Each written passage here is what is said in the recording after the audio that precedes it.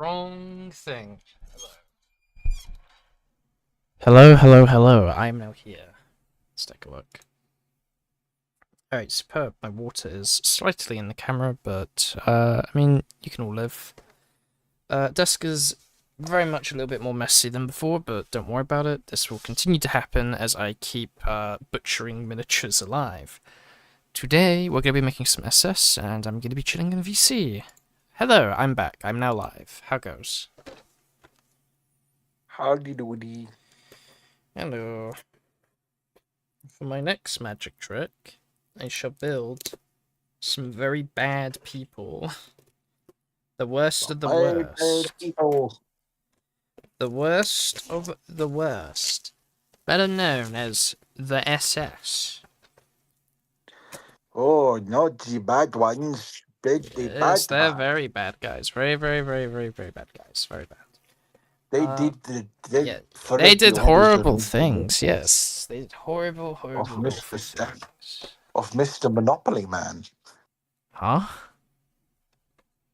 What about Mr. Monopoly Man? The fuck were you saying? They followed the orders of Mr. Monopoly Man. Mr. Monopoly Man, I see where you're going with that. So, hello, Lyra. Alright, let's see. Okay, so, actually, I don't need any of these fucking base plates. So I did order a pack of base plates, because none of the wargames Alantic comes with their own base plates, so I'm gonna need all of these for pretty much every single, like, thing I'm working on, aka Rex's stuff. And the future Russians, if I do get them, that is... Oh my god, I'm building like a fucking Jenga tower on the side of my desk with the sprues. Fucking hell. Right, so... SS. Typically not built as... Yeah, look at that. Another fucking sprue. Perfect. So... These guys... Typically not built as, early war bad guys. However, I will be building them as such. Oh, there's like a little decal thing in here. Okay, I'll keep that in the box. That'll become useful in the future when I decide to do alt history instead of plastic army men. Let's see. Yeah, so I've already... So, what inspired me to buy the whole box is that one of my freebies was an SS sprue, and I've already built 4 of these guys already. Actually, matter of fact, I might grab the ones I've already built, just so I have them nearby, because this will be adding on to them. Actually, how many of those regular helmets do I have? Because I might nick some from this sprue and use them on the other German guys that aren't SS. So I think that's what I might exactly do. Actually, matter of fact, what was the fucking sprue I had earlier? That might have also just been an SS sprue. Wait a minute. Fuck is it? Oh. Oh, that was just a small base plate. It's fine. I have like a gazillion more to replace it. So who the fuck were these guys? They were... Blitzkrieg German infantry. 1, 2, 3, 4, 5, 6. Wow, I didn't build a lot of these guys. Okay, so these will be the regular Germans. So I might actually build them first. Who are these? These are the Wargames Atlantic British. We'll put those back to the side. Actually, then I think that's all of them. Yep. Oh. That do look like to be all of them. Actually, well, no, there's more on the sprue pile. Let's see, what do we have here? Who are these guys? Do you have any memories of playing any of the games in the prime era of gaming? You know, like the 360, PS3 era? No. Not at all, You actually. don't? Why? I didn't get into games till like very late on when the Wii was about. That's still the same era. Yeah, well, I was a Wii person. What game did you play on the Wii? You fucking guess. I bet you won't. You'll be real surprised when you hear this one. I guess like Wii Party and shit. Wii Sports. I never actually played Wii Party. I didn't even know that was a thing. Really? Yeah, never played it. Probably for the best, because that game looks so fucking rage-inducing. Like, unironically. So I know this is not on the camera, but I'm going through like 50 fucking sprues that are all bolt action related, just seeing which ones are actually relevant. What is this? Is this Blitzkrieg as well? Or is this, fuck, Grenadiers. God damn it. What about this one? That is a British sprue. I think these last ones are British, actually. Yeah, I see a Bren, and I see another Bren. Okay, yeah, these are all British sprues. I will admit, one of the cool things about the Wii Mm-hmm. is that essentially it allowed you to play some of the cool arcade light gun shooters at home. The most obvious one, obviously, is the House of the Dead games. Whenever I went to like an arcade, I was always spending fucking money on like the house. Whenever there was the House of the Dead light gun shooter, I would always try and see if I could beat the game with all the loose change that I had. That's fair. My parents were not so generous when it came to uh games like that, especially in arcades. They saw it as like a scam, basically. Well, yeah, So technically it is. uh, Well, technically any arcade game is. You could argue is like any and all arcade games are technically scams because it's well the most obvious ones, like all the ones that give you like tickets. Those are obvious fucking scams. well, I mean, I guess they're scams because like, what's the point of playing at arcades in like an arcade when you could buy a permanent game for like way less? Yeah. I think it's the big argument. But then again, I think arcade games were normalized way before like standard game stuff came out, I think. Oh yeah, like arcades were around before home consoles. Yeah, so then I guess they're not really a scam, they're just kind of out of date to the point where it's like the fact there's still some about. They're more like for memory stuff, I guess, where it's like, oh, when I was a kid, I remember playing arcade games instead of this computer bullshit, but Yeah. But no, the it's one thing that I always loved most about arcade games were always the light gun shooters. yeah, those ones always Like looked fun. the ones we actually like held Yeah, a a gun. physical gun Yeah, and yeah, had to yeah. shoot the screen. I love those ones. I wanted And to play I those so remember. bad, but my parents never let me. Which is ironic considering what I do now at the time is war games and stuff. So God, I swear, if I ever get the opportunity to take you to a fucking arcade, I am letting you fucking play a shitload of fucking light gun shooters. I never really understood them either, to be fair. I mean, okay, to be fair, I would try to pretend to play them by just holding the gun, but obviously it was like on a pre-recorded thing if you didn't pay, right? You know what I mean? Oh, the demo screen Yeah, the demo screen.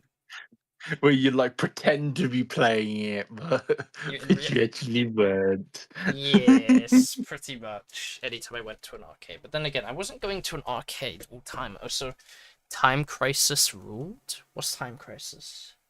Oh, that's a really good light gun shooter franchise.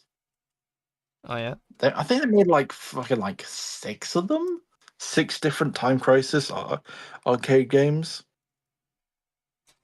It was one of the big ones.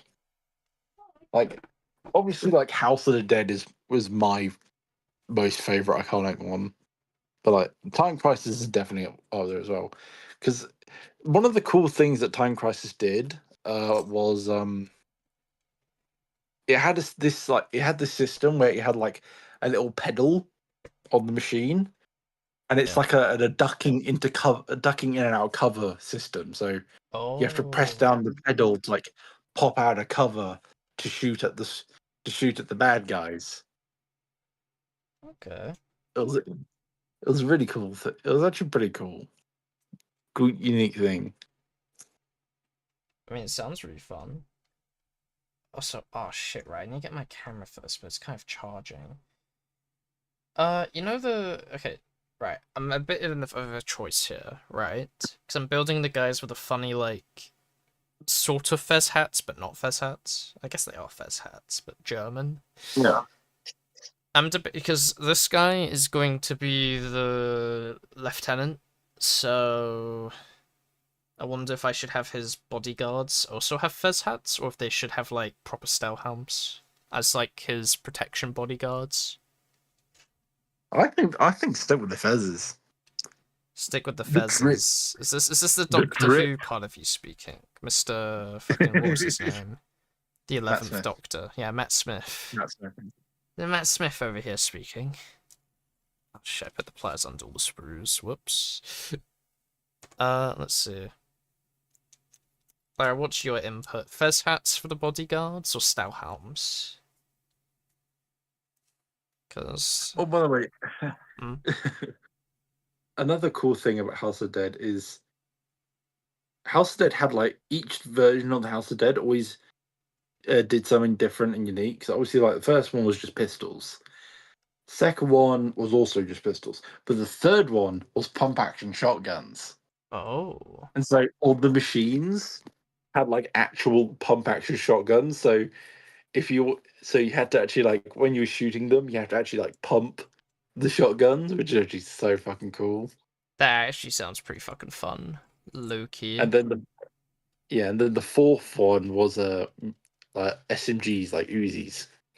Oh, okay. Sounds very nice.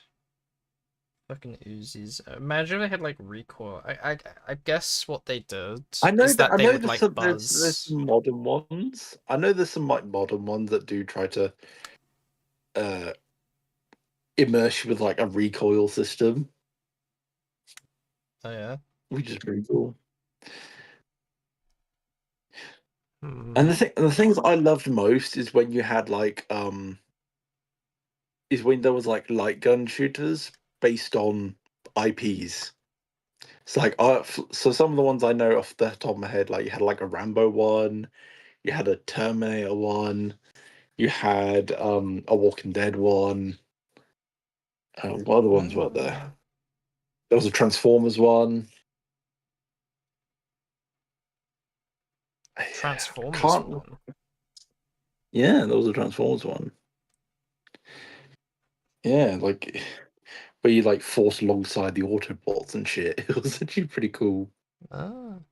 So wait, do the boys have different weapons like MP4s or something? If yeah, then helmets. But if they all got rifles, then stick with all fezzes. The bodyguards do have MP40s, so in that case, I think helmets would be appropriate.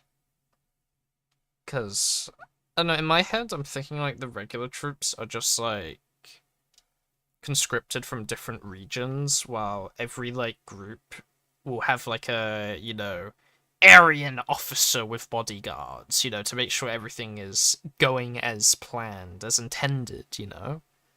That's my thought process with these guys. Also, that guy needs a fucking arm to hold his thing. Uh-oh. Listen, Mom. Yeah, he needs a proper fucking arm to hold it. Does the gun have a hand? No, it does not. Oh. Is this why I needed the other sprues originally? I think this might be why I needed the other sprues originally. Let's take a look. Let's take a look. Here it is. Single SMG sprue. I mean, to be fair, I think... Is there a regular arm with a hand in it? If so, that would be really fucking handy. There's one with a Panzerfaust. Maybe if I cut the Panzerfaust off, I could, like, make it look like it's just a regular hand holding it. Let's do that real quick. God. Oh yeah, spoilers, you're gonna be fighting guys with fez hats. I know, tragic. How horrible. What an awful spoiler I've given to everyone here today. Will they be the only guys you're fighting? I don't think so. Let's see. Oh god, the position of this is way worse than I thought. My favorite thing, bending metal, totally for real, for real. God.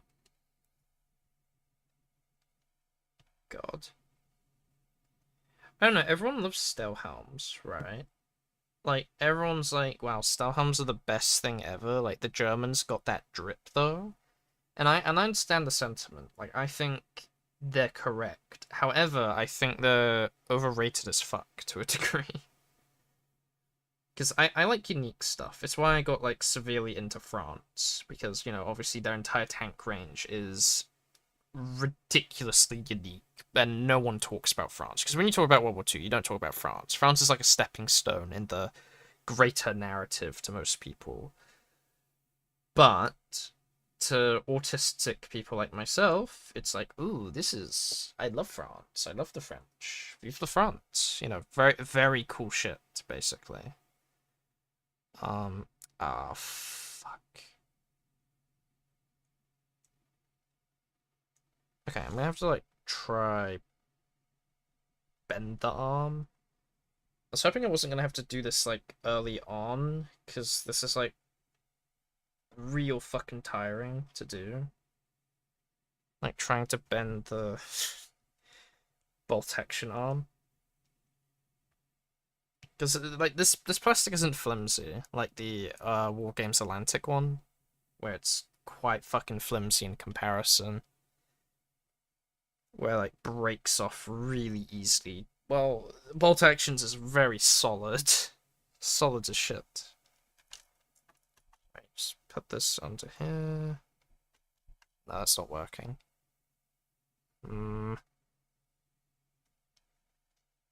Fuck. Okay, maybe I'll just use the other P40 pose, perhaps, holding the gun. Maybe that's what I will do in that case. Yeah, this one. Actually, I could just use the SDG one, because I'm not using that. Because these guys are meant to be, like, early war SS in my head. I mean, was there really early war SS, though?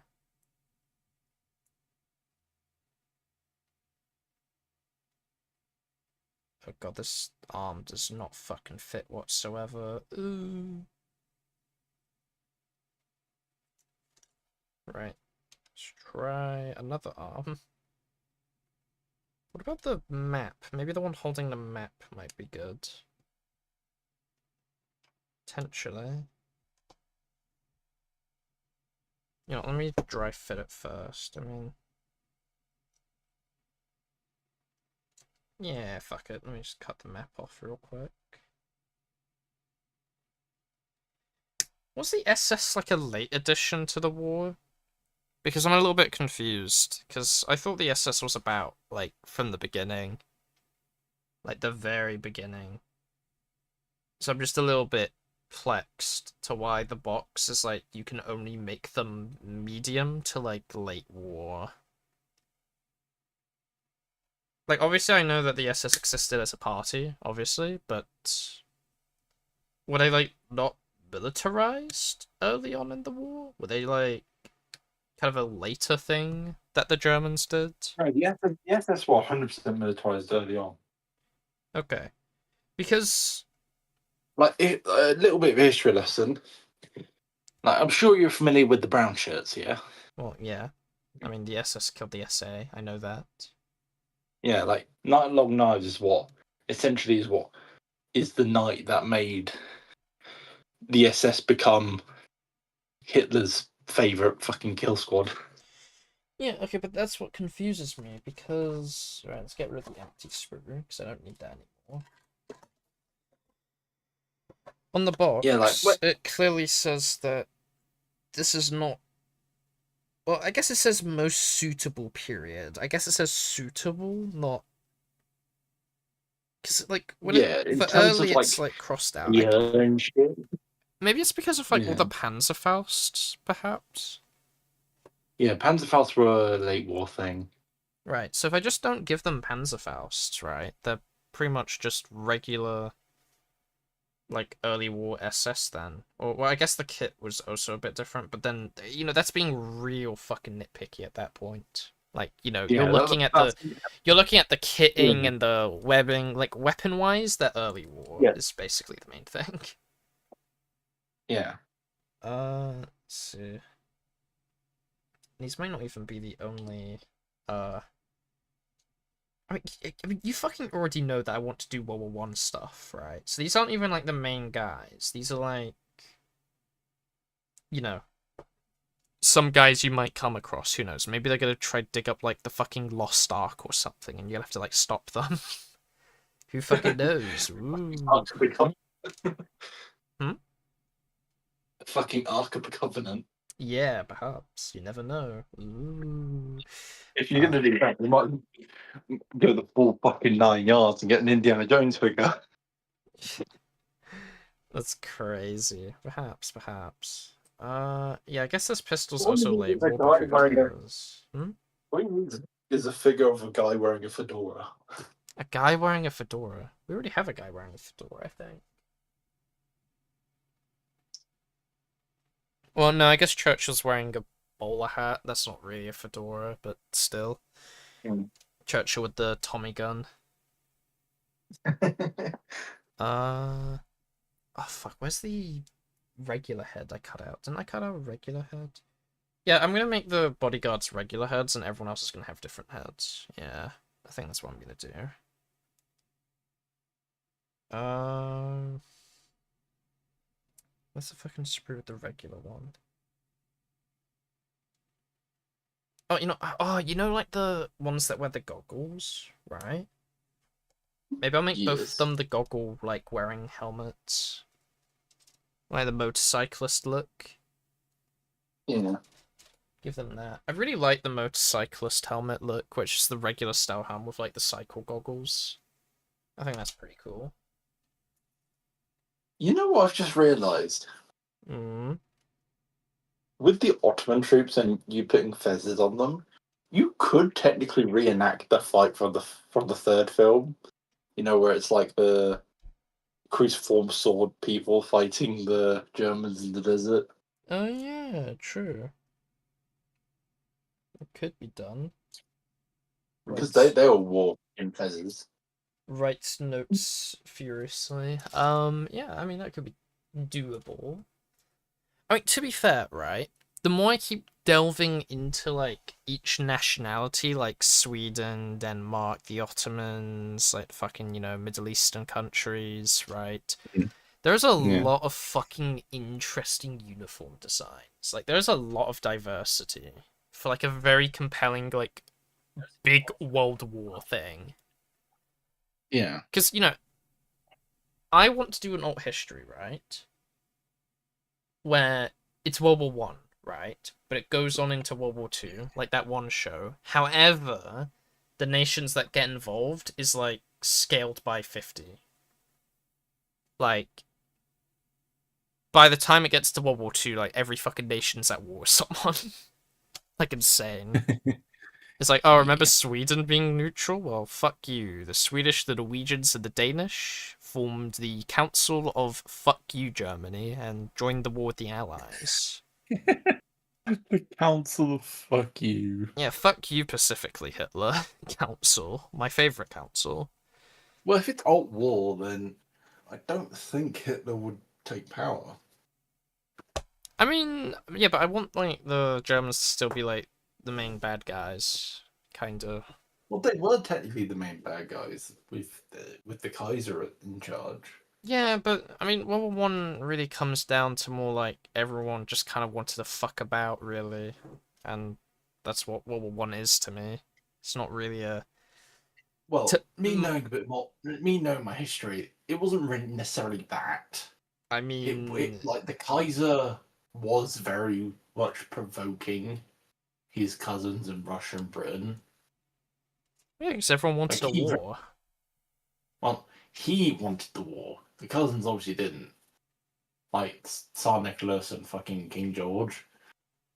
Like they would always they very much didn't want the war, but Mm, Kaiser was like, I want the war. I want to be the biggest and the baddest. yeah, well, wait 1 minute. No, not this. Oh, actually, very interesting fact about the Kaiser, right? What, the fact he had a withered arm? No, not that. He was like a fucking. He was a LARPer. He was actually just straight up a LARPer, right? Yeah. You know this, where he has like over 250 fucking. It's apparently more. He just had uniforms from like every fucking country. He just liked dressing up. Yeah, he was a be all end all military enthusiast. Yeah, like dude was autistic. Like he was clearly like us, literally me for real, for real. If I wasn't poor, like I saw. Hence what like this like why do you think that like quite early on in World War I that Germany was the one pioneering all the advancements in military tactics? It's Because because of the the Kaiser Kaiser. was a LARPer. Oh my god.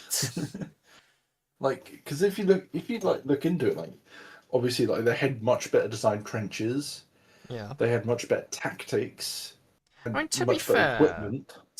their region has always been ahead in warfare. It's not exclusively like the Kaiser, because you have like Prussia and shit. That was like pretty fucking ahead of like their Well, Prussia military.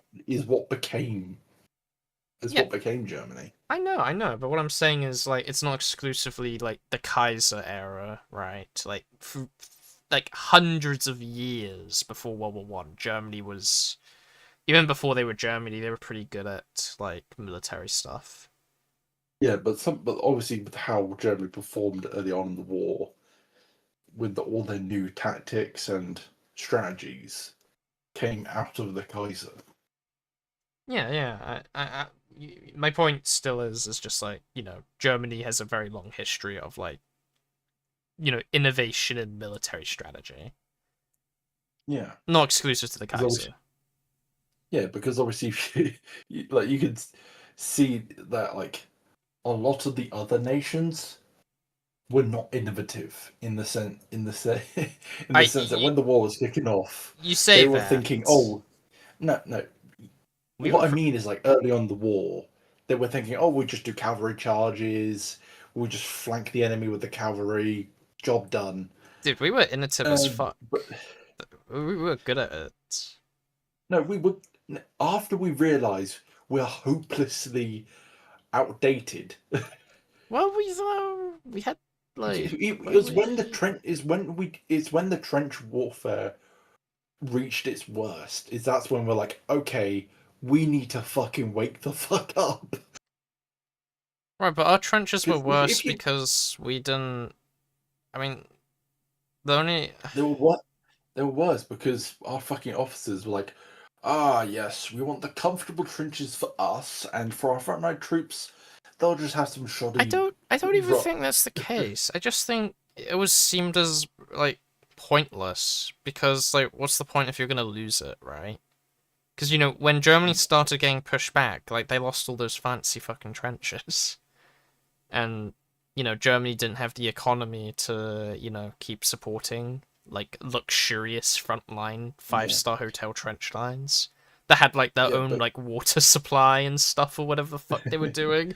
It's well, like yeah, like the trenches were like yeah, some of the best trenches that Germans have made, like they're all made like out of concrete and shit. yeah, it was like, what the fuck? What are you doing? Like, you're not going to be here for 10 years. Well, obviously, they were there for a long time, but I mean, not in that Pacific Trench, they weren't. It was a very big back and forth. Yeah, but if you look into it, like you'll Uh-huh. see like early on in the World War I, before the trenches became the thick of it, we were like throwing men out in the open like even with like rushing in with the cavalry and shit, like using old fucking like musket tactics essentially. Yeah, I mean, we didn't stop doing this for ages. Like we got Yeah, so you know how France was so confident after World War One, right? That's basically what happened to Britain after we won the Napoleonic Wars. We just kind of fucking exactly. Like stagnated for quite a while, it because seems. yeah because two things. One, the Boer Wars Oh is what actually god. taught us about. No, is actually what made us realize, hey, muskets are fucking useless. We need to use actual rifles now, because the Boers were using rifles, whereas we were using muskets still. Well, not Really? muskets. It wasn't. It wasn't necessarily muskets. It was like the thing Carbines? after muskets. Was it carbine? I can't. I need to look this up. I don't know, It there was was like like the a... next weapon after muskets, but before proper rifles. Yeah, I know what you mean. It's a blur to me at the moment, but I know what you mean. Yeah, I think it was like it's on the tip of my tongue. You know that single shot, the single shot rifles. You know where you Yeah. load the shell, Yeah. fire it, Yeah, fire that the one. next shell. Obviously, most famous from Zulu and shit. Absolutely. Yeah. We had those rifles, whereas the Boers had like proper bolt actions, Hmm. and that is when, and obviously that is what made us like, oh shit, we this isn't working. We need proper rifles. And so after the Boer Wars, we introduced proper bolt Also, action it against it. turns out marching in fancy formations is very outdated. It Yeah, and turns then out it only works well against people using, like, fucking spears. Who could have guessed? yeah, and then obviously when World War One rolled around, had our men just charging across open fields straight into Yeah, machine guns. I mean, Same with fucking... cavalry, I mean, like fucking... having a horse cavalry just running straight at machine guns and artillery, You say getting this like decimated. Germany was much better. I mean, excluding cavalry, I guess, but like, it's not like the Like Germans were any yeah, but better. the Germans were the ones that that started it, is what kicked it off. Like they knew they were the ones to make the initial use of the machine gun proper. Mm. Like they were the ones deploying the Maxims in offensive roles, so that they perfectly countered our charges. Hence why it then devolved into trenches, because we kept tossing men. They didn't have the manpower to push us forward because obviously at that time they were split between fighting Russia and us and France. I And mean, so it also doesn't help that everyone basically gave up on trying to do anything mobile, and the second they start digging trenches, we also just kind of dig trenches, yeah, and that's why we get trench warfare. And then it yeah, turned and it's, into a game of who had the more, like, who had the most artillery they could fucking waste, basically. yeah, it's just like those images of fucking mountains of shell casings is Yeah, insane. literally like a horror scene of just like these massive metal like mountains of just pure like shell casings is fucking crazy to me. It's crazy Yeah, to like me that like I mean look, it's easy to yeah, look back at the past and go, man, I can't believe these people used to eat food on lead plates. Well, fucking idiots, right? But fucking but that was the thing back then. yeah, but I don't like fucking warfare's been around for ages, and mobility was always like a key factor, like since the days of fucking Rome, you know, even beforehand, like when the first empires formed, like outmaneuvering people was always like a fucking key thing. So the fact that we got to World War One, like even in Napoleonic eras, right? I mean, yeah, Maxims didn't exist, so obviously horses were still very relevant, but you know, the Yeah, usage of like, you know, outmaneuvering people with cavalry and, you know, taking out the cannons and shit also is yeah. like a big factor. But then again, like I guess when the first tanks came out, they weren't really that mobile, so there wasn't really much mobility going on. But then again, we had planes invented during the World War. Like Well, yeah, but you it think we would did. focus deeply into more airship warfare? You'd think. I mean, obviously we did Well, after the World War, but still. Yeah, but you do. But very interesting fact is when, like, yes, we had planes early on, but no one figured out the system of firing machine guns through the propellers yet. And so obviously, so the funny thing is, quite for quite a How long did we period figure it early on in out? World War One, I think it was like midway through the war. I think it's when we developed the synchronization mechanism to perfectly fire the machine gun through the propellers. But quite a long period, the only technical air-to-air combat was just the pilots whipping out pistols and shooting Yeah, otherwise, yeah, those images are real fucking funny, to be honest. and then like dropping hand grenades out of the planes. Yeah, dropping them into the fucking enemy's plane is like that's some Well, metal well, not in the shit. enemy planes, but that was like the early form of bombing, just flying over the enemy trench, just dropping a few hand grenades. Yeah, I mean, it Yeah, must have been yeah, more but effective than once, artillery, I'll say that. but yeah, once the nations start to figure out the synchronization Didn't mechanisms. the Russians have a very like effective 1 minute. Didn't they have like a really effective fucking like Night Force fighting thing? The Night Witches, yeah, female pilots. Yeah, they flew at night and they were able to like bomb a lot of German positions very effectively under the cover of night. Yeah, they were called like Night Witches, weren't they? Yeah, the Night Witches, that's what I said, yeah. Ah, I didn't hear that, sorry. Uh Still, it's fucking Yeah, let crazy. me look Russia at had some the stats. yeah. I was just gonna say it's fucking crazy. Russia had the most like the most objectively like biggest army of the World War and still fucking lost. It's crazy. Well, they lost because because they got fucking broken down into a civil war because of communism. Yeah, thank you, communism. Yeah, the Night Witches served a mobile. Oh What? no, no, we're wrong. They're a World War Two thing, not World War One. Oh, what the fuck?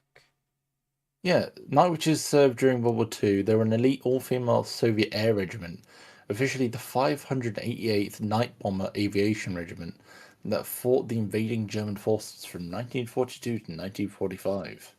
Okay, that's cool. They flew the outdated open cockpit Operkilov PO2 biplanes and made mostly of wooden canvas. Pilots cut their engines near the target site and glided silently to drop their bombs, creating the rushing sound that German soldiers likened to a sweeping broom. Ooh, that must have been The unit flew terrifying. over 23 to 30,000 combat sorties and became one of the most highly decorated units in the Soviet Air Force. Huh. Well, I bet the fucking modern Soviets are spamming the medal key at their current barely existing air force. I feel like medals Yeah. in the modern era have become so like redundant because it feels like they're more for PR at this rate than actually achievements. Like, I mean, fucking, like there was a medal for Wagner for just basically surviving US bombing, and that's it. Like, they got a whole fucking unique medal just because of the US, like, fighting them one Oh, time. okay. So, uh, the the Imperial Russian Air Service was the pioneers of heavy bombers, though. They were the ones that pioneered heavy bombings. Like they were the ones that designed big heavy planes to drop a shitload of fucking bombs. I wonder why Russia lost, besides the Civil War, obviously. Like, what if the Civil War didn't happen? Like, what if they just Well, played a very defensive game with way more manpower than the Germans could handle? Because, like, they yeah, fielded I know, 1.5 mil alone. We fielded, like, yeah, barely that. Like, at one yeah, go. but from what I know of, I know for the fact that the west, the eastern front of World War One, it wa- it didn't get bogged down into as much of a trench warfare as obviously the The western Western front, Front, yeah. but it was very bloody still. Like Yeah, it was the very bloody. Soviets were doing mass charges to try and break the German lines, and the Germans were Soviets? just no, The no. I mean the monarchists. Russians. Yeah.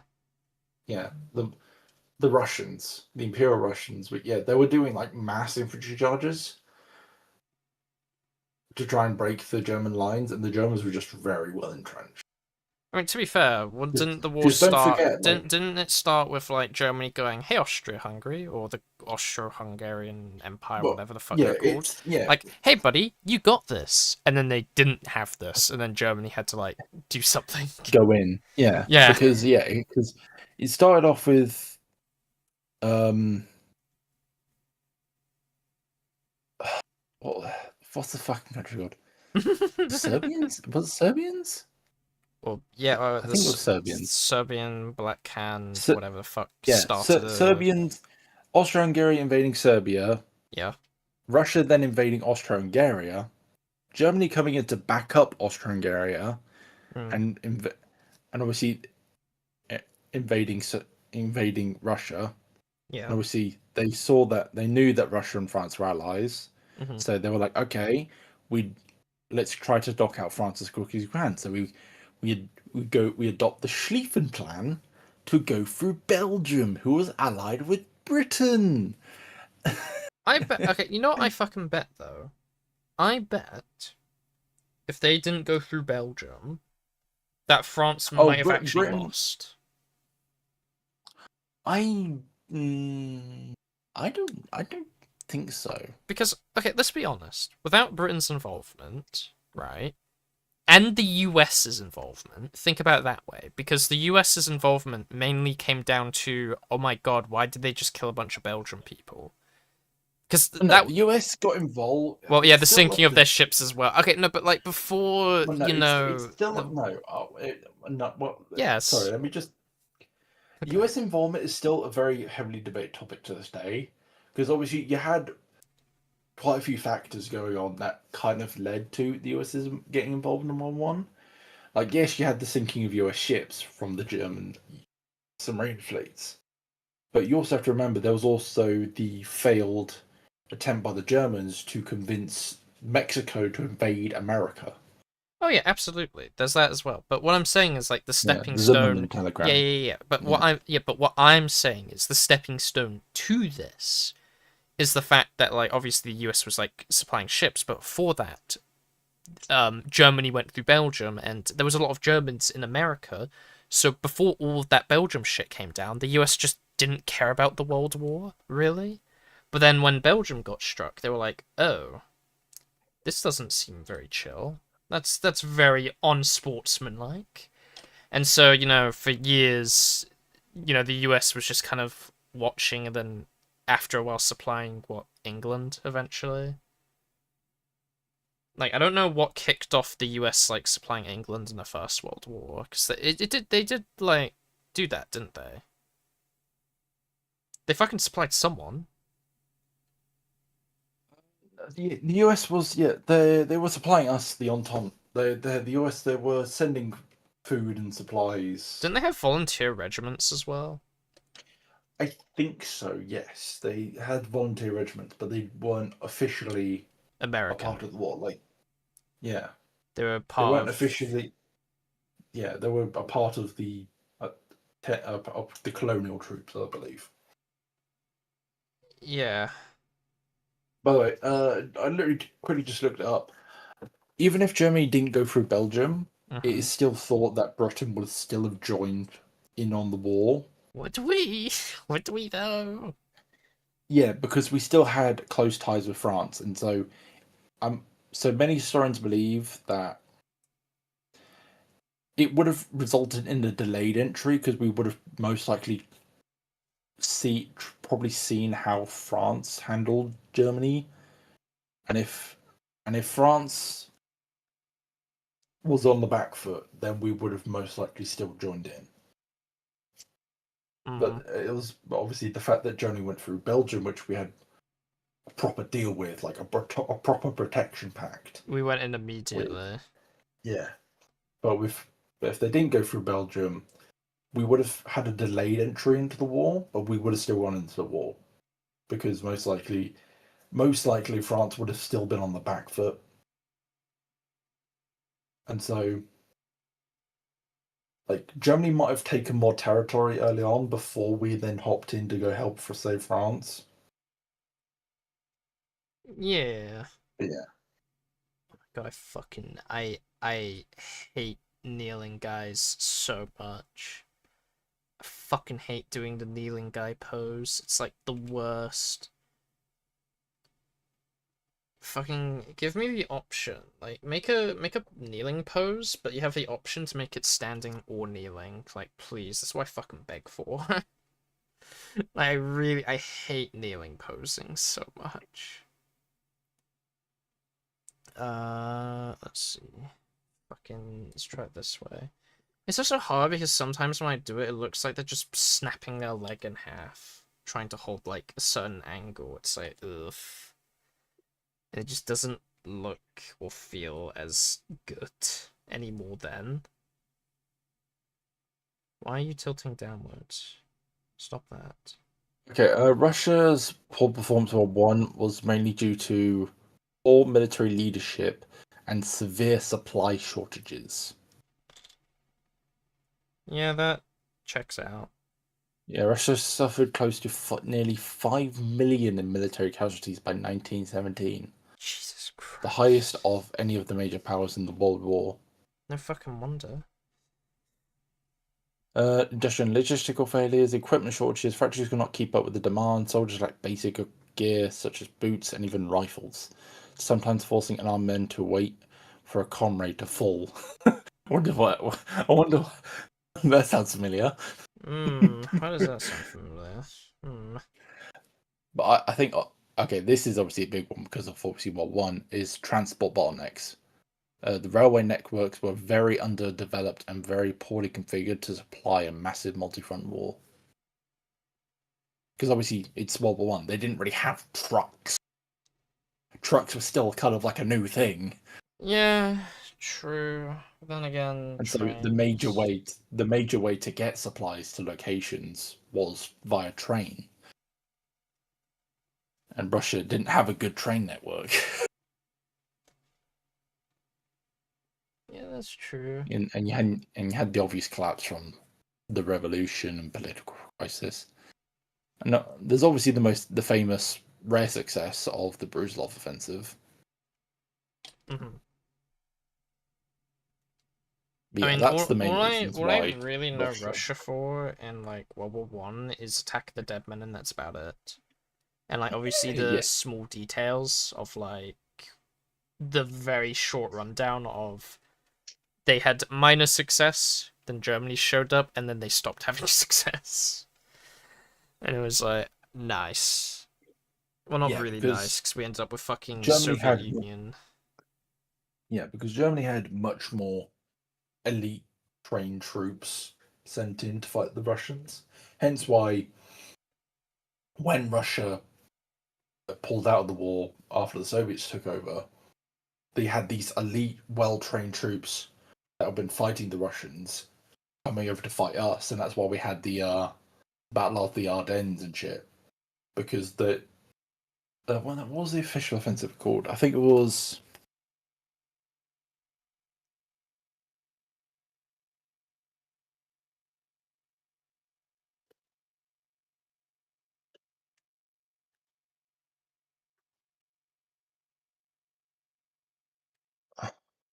Kaiserlacht, the Kaiser's battle. Yeah, when like shortly before Americans troops started arriving, you had that Kaiserlacht campaign where you had all the troops from the Eastern Front launching a newly invigorated counter offensive to try and dislodge us.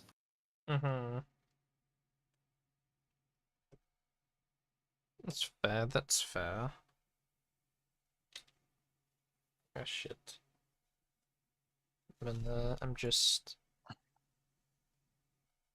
God, I'm taking a while to build these. It's weird after building a lot of Atlantic wargame miniatures. Uh, What's this gonna look like? Honest to God, another thing about War One that still kind of like lingers on my mind. Oh yeah. Gallipoli was just Oh god, was it? yeah. It was a disaster, but was it really worth it? No, not even remotely. It's, The Ottomans did no, fuck because all. yeah, like the only thing I can think of is why we were so desperate to try and behead the Ottoman leadership by taking their capital via Gallipoli, is so that I guess we could secure our holdings in the Middle East, like oil and shit. Yeah, I probably it. Because Like, yeah, because don't forget there was still bitter fighting in the Middle East between our troops and Ottomans over like oil and deposits and and shit. then lower down, us fighting the Germans in Africa, the least talked about theater of World War One, I Yeah, oh think. yeah, that too, yeah. But, 'cause- and obviously you got the most famous Suez Canal Hmm. that we had to try and maintain control of to deny the Ottomans from getting control of it. It was to reinforce Russia and open supply lines to Russia. Oh, that's why we went to Ottomans? Huh. It just seems odd. I don't know. I mean, And I it know, was a I know. disaster. Yeah, it was a disaster. Okay, so the thing is, I know the Ottomans have a very shitty relationship with Russia for like hundreds to like probably 1,000 years, really. Just they Yeah. never got along with Russia, to my knowledge, from what I've But I heard. don't really but yeah, but I don't really recall the Ottomans actually fighting the Russians. I think it was mainly we were just trying to open up that supply route to Russia to help them fight off the Germans. Hmm. But obviously, there was no clear way to get to them other than we need to get rid of the Ottomans in order to open up this route. Yeah, regardless, Gallipoli was a disaster, though, so. It's just one of Yeah, those things that, was a complete total waste of life. Just like the majority of the war. waste of life, and also like we even like committed like a Mm. fuck ton of the navy to it as well. Like Well, I all those mean, massive naval the bombardments. Navy didn't really suffer like at all, though. Well, I know it didn't suffer, but it was like it's still wasting. It was still a wastage because we had all these naval vessels dedicated to supporting the Gallipoli offensive when they would have been better off like somewhere else. I mean, to be fair, also, hello, Mr. World War One, World War Two historian. Correct me if I'm wrong about this, but I don't think it would have fucking mattered, because I think there was.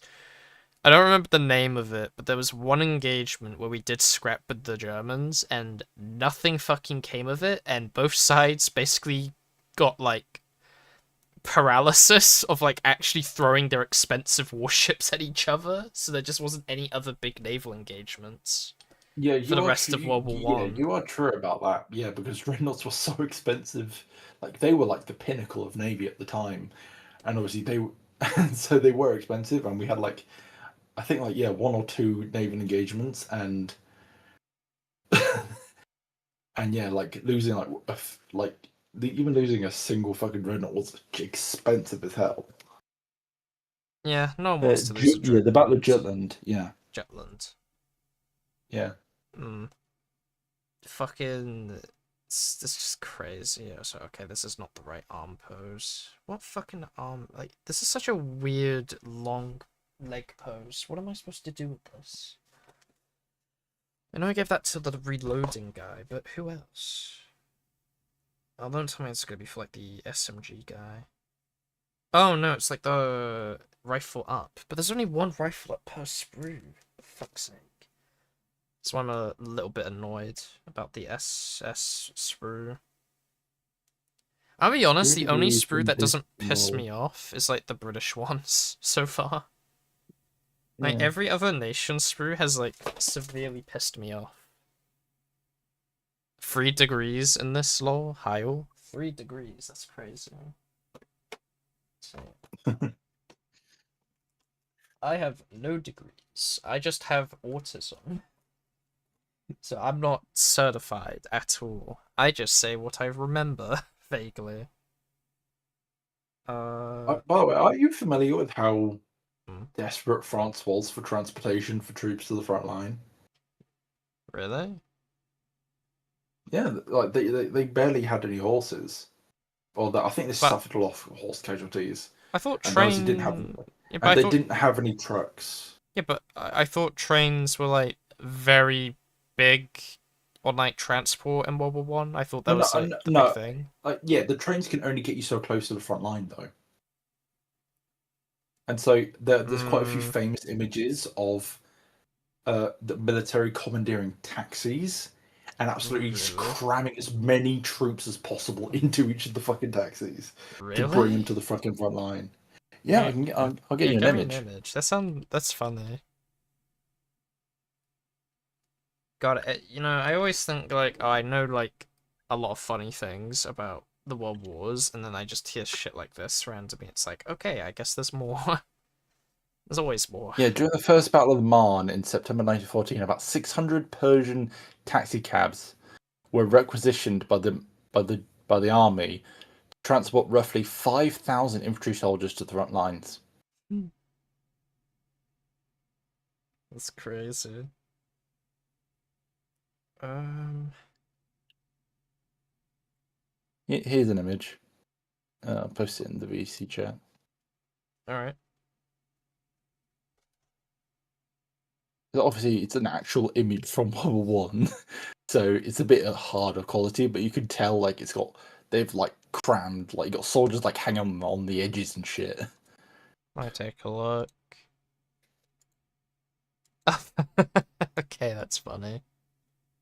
Yeah, just like Yeah, five dudes chilling on like the back trunk seat. Like, yeah, nothing out the yeah. normal here. Hold on, I'm just trying to make these guys. But yeah, speaking of World War One, I still need to get World War One German infantry, and then obviously, I mean, I don't think this is really a spoiler, but the tanks. That's the big thing we're kind of missing.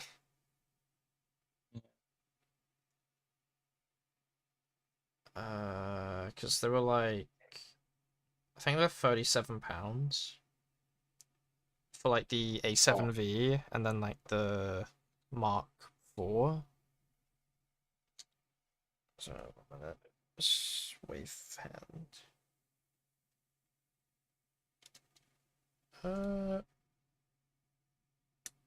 there we go.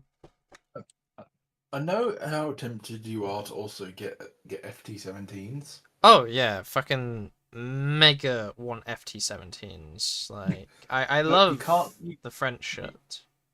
Yeah, but you Oh, can't deny, like, the Schneider and the Saint Chamond were also fucking cool French tanks in World War which One. one's the Schmeider? The Schneider. Or whatever the previous It's one. okay. There's also a unique design. I'll grab it. It's like very box shaped, but like had like a plow on the front. That on Oh, the like, front.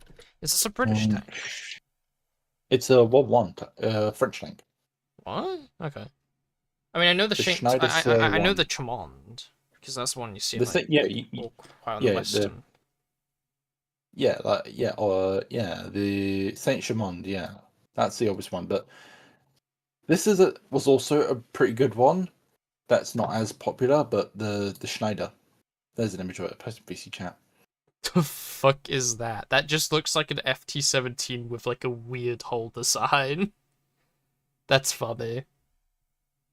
Yeah, It's there's quite an funny the image of amount it. of designs they made with that particular tank chassis because they made like an AT like tank destroyer one or Mm. quote tank destroyer.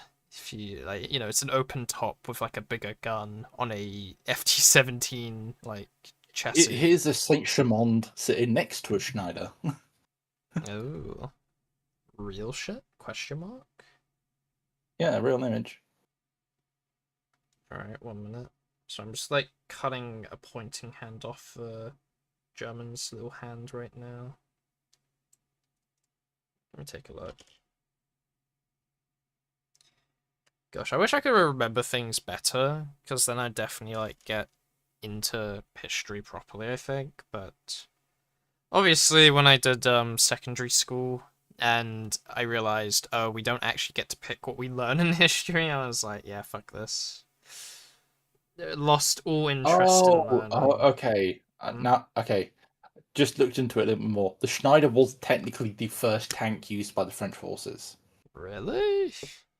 Yeah, that was their first tank. Huh. So yeah, like how we technically had the had the Mark Ones. The French had the Schneider. Didn't we make, like, a weird tower thing as a tank? We made, like, that wasn't the iconic Mark designs. We made, like, another tank. Yeah, the very first technically armored vehicle we made was the Little Willy. Show me an image. Because I'm not Yeah. sure if that's the same thing I'm thinking about.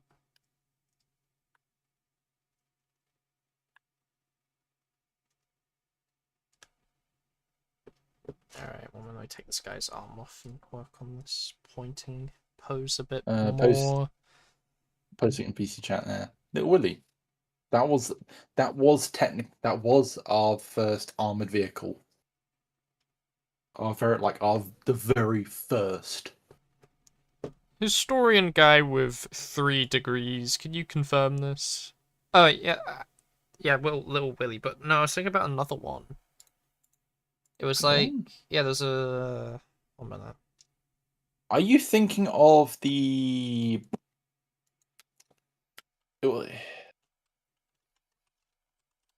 It's onto my tongue. It was like...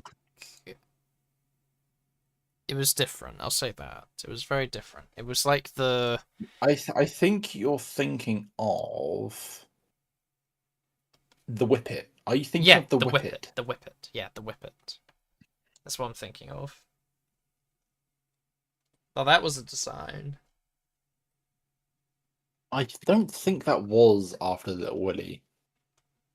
What, you think that was before it?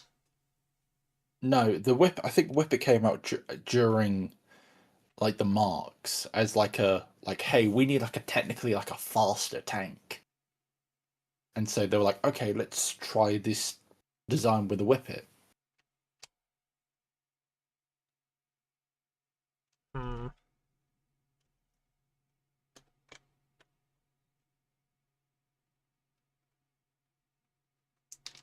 Ah, shit. Keep dropping the bits I need. Yeah, the Whippet.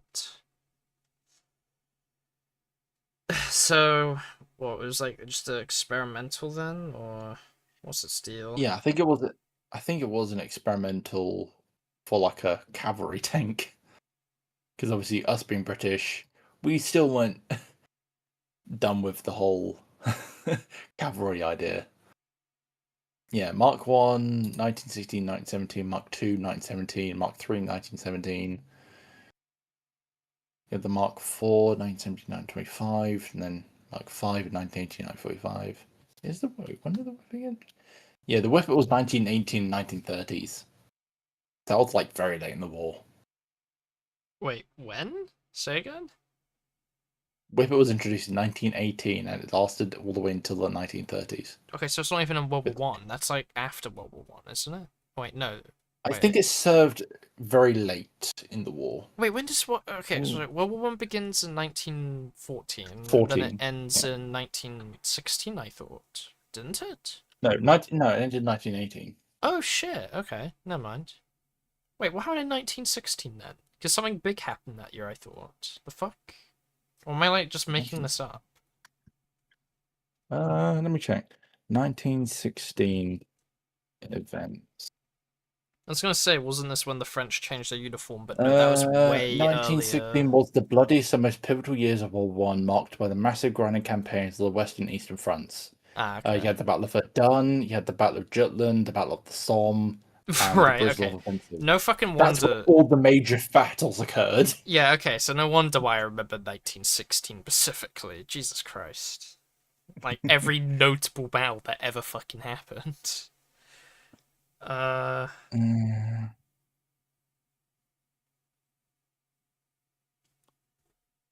oh, fuck it. We'll give the NCO a map.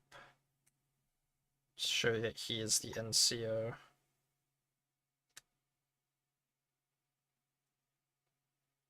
the medium Mark A Whippet tank saw intense, highly effective combat during the final 8 months of World War One, Oh, okay. transforming the So role of tanks technically, from slow siege engines into instruments of mobile exploitation. So yeah, it was like the first iteration of the cavalry tank.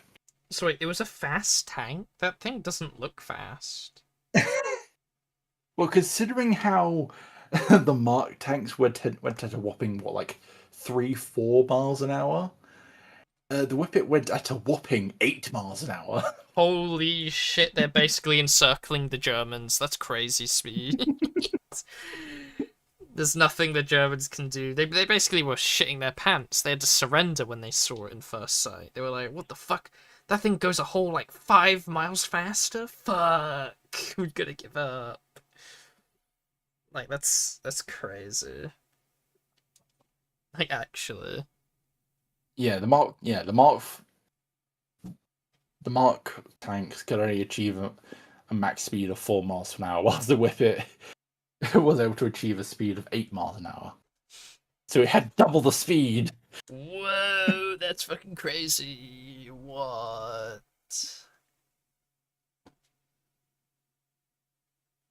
Wait a minute. Lots of pings. Its first main. The Whippet debuted on March 26, 1918, near Meli Melel, helping plug the gaps and cover retreating infantry during the German Spring Offensive. Its first major battle was the Battle of Amiens. Whippets Oh. achieved their greatest fame by breaking through the enemy lines to disrupt the German communication supply columns and artillery. Ooh. The Musical Box Rampage. During Amiens, a single Whippet named the Musical Box operated behind enemy lines for 9 hours What? and single-handedly destroyed a German infantry battalion, a supply column, and an artillery battery. The fucking musical box is crazy. The, a single Whippet tank did that. That's crazy. Scale of use, around 200 Whippets were built, and while the total numbers were small compared to the heavy tanks like the Mark IV and V, they punched far above their weight during the Allied 100 Days Offensive. Hmm. God, I hate the fact that I get like these notifications on YouTube now where it's like, hey, do a members only live stream, and it's like I have one membership YouTube. I have one. Like, what, I'm gonna give the fucking one membership a private lap dance or something? Like, is that what I'm gonna fucking do here, YouTube? Because like I don't think that's gonna work. I don't think that's gonna cut out, buddy. It's like fucking I still find it absolutely insane that the Tsar tank was a real tank. what, the big one with like the big fucking silly wheels. Hmm. That one. Yeah, it was a real thing. Like Huh. when you hear about it and you see it, like, oh, that's probably just one of those prototype drawings that never became a real thing. Uh, Newsflash: the Tsar tank was a real thing. It was built, but unfortunately, I think the story of it is that it got like stuck in some mud, and I think it got scrapped. It just got left to just rust, and then got scrapped for scrap metal. But the That fact that it was actually built is insane, though. I've made a whopping 6 fucking Germans, and it's been, how long's it been? Let's take a look. It has been an hour. That's not too bad. It's like every 10 minutes a German, I guess. Yeah. So that is also tragic. I mean, to be fair, like fucking tank stories are so tragic because, like, I mean, obviously my favorite tank in the world is like doesn't exist anymore because it probably exists in some fuck ass like Soviet, well, Russian now, like, you know, restoration place, but because of how they fucking operate, their priority is always like Russian tanks. So if they allegedly, right, had a I mean, honestly, once the fucking like collapse of Russia happens, if it ever does, my fucking life mission is going to be going to each and every one of these places and figuring out which one of them has maybe potentially an FCM, like Char2C, right? And like see what the fuck we can get done about that. Because I think it's mental that we have like such a glorious, like massive landship just potentially being stuck to like fucking rust in some shit ass restoration like Soviet place, you know? Which Mm. is fucking infuriating. But that's only a theory as well. That's the problem. We don't know if they have them because, well, yeah, not a fucking clue.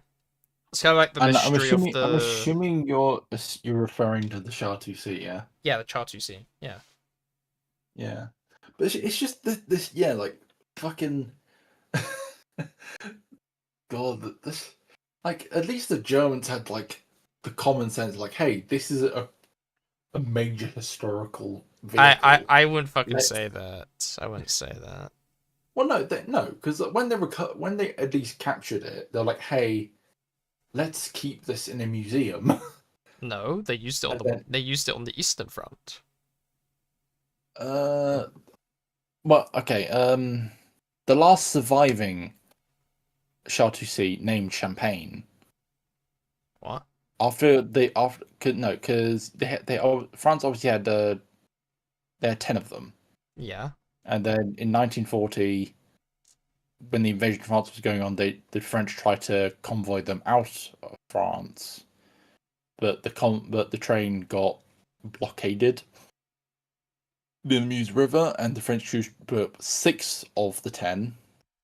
They keep, and the Germans captured the 4 surviving tanks, and then used 3 of those 4 in combat, which were lost. But then Yeah. this last one, Champagne, was kept in Berlin as a war trophy So until the Soviet army captured Berlin in 1945, where historians think theorize that assume they took it back the to Soviets Russia. took it to be either, took it and most likely scrapped it and had it melted down. Fuck.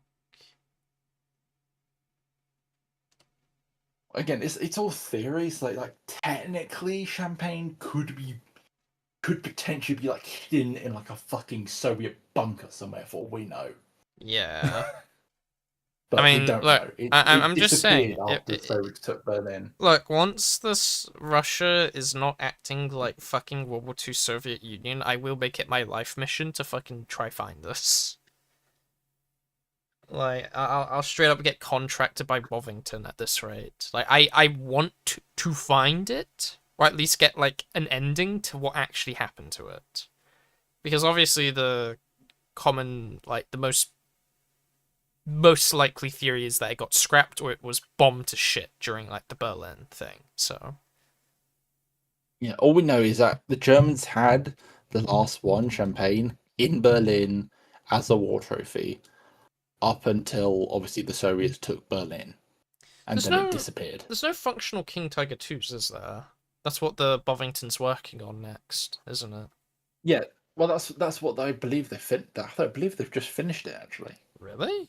Oh, okay. Yeah, That's cool. yeah, they're yeah, because we've re- authentically restoring a Tiger 2. Yeah, I don't. Well, Tiger 2, King Tiger 2, I mean, the same thing, isn't it? Yeah. King Tiger, Tiger 2. Yeah, same thing.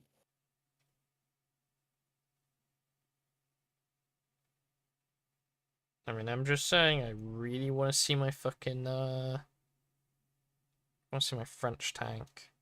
So, god damn it, is there less rifles than SMGs? Are you gonna be fucking kidding me?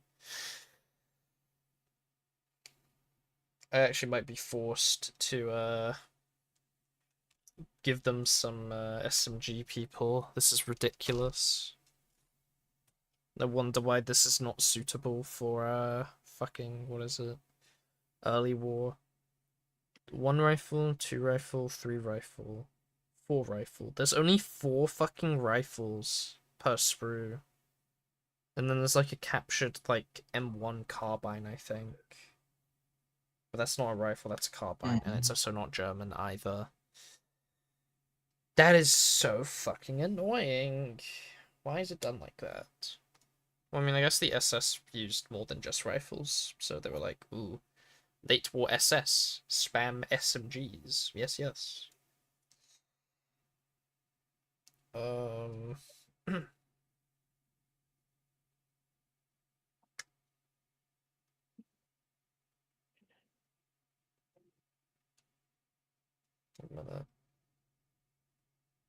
Yeah, I don't know. I'd be over the moon if Bovington is like ever works on just replicating a fucking authentic like Char 2C.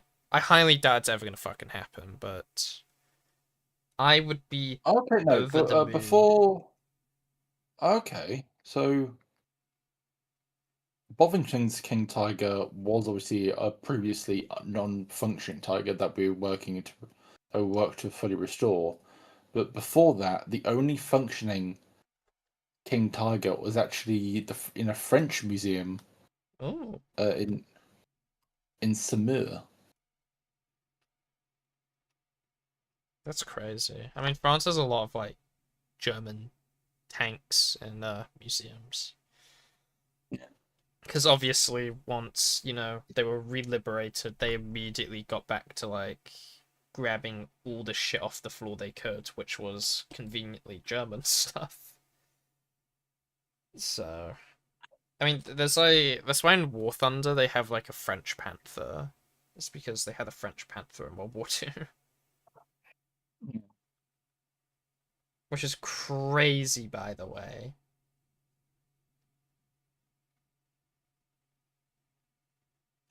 Fuck my life. Okay, it's fine.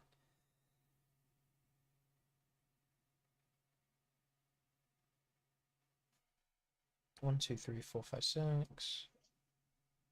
What do you think? Okay, what do you think a full squad of like what number comes to mind when you think of a full squad of people? Full squad, probably about 9, 8 or 9, I think. Alright, superb. 9 it is. Right. Because I kind of like putting them in sections of 8 personally, but that's just how I am. Is there another fucking fez that I cut off and just left about? No, that's just regular. Wait, what's this? The fuck is that? Oh, that's like a Panzerfaust bit I cut off. Right, yeah, because that's the stick for the Panzerfaust over there. Oh, that's funny. Right, where's my sanding paper? It's time to sand some of these base plates. Oh, that's interesting. The Tiger 2 that we're okay, so it's not finished restoration yet. It's still in the process. But specifically the Tiger 2 that we are working to restore, was previously used to strip parts to help restore our Tiger 1, Tiger 142. Oh, that's So funny. yeah, that's a pretty interesting thing to learn, that we the Tiger tank that we're working on restoring, we initially used its parts That's to get our fucking. Tiger 1 working. Alright, I have a crazy idea. What if we use the Tiger 1 for parts now and then put it in the Tiger 2? Big brain. Oh, okay. Bomington's also working on a second restoration project currently as well, in restoring our Conqueror heavy tank. That's cool. Oh, okay. I quite like the Conqueror, so I'm glad to see that Bomington's working to restore it as well. Give me an image of the Conqueror, if you could. Yeah, it was like one of our Cold War tank designs. Hold on, I have an image. Your favorite period of war, isn't it? Well, not Well, war, but it's tank just design. fascinating. God. Yeah, because I mean, none of those vehicles ever reached for fucking combat, did they? outside of like being Yeah. used by Middle Eastern countries.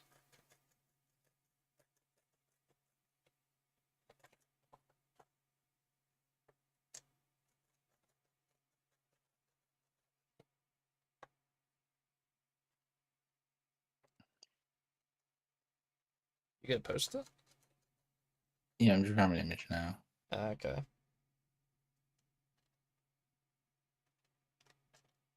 God, I hate sanding these base plates. I wish they didn't fucking have them connect from the sides. That's so fucking annoying.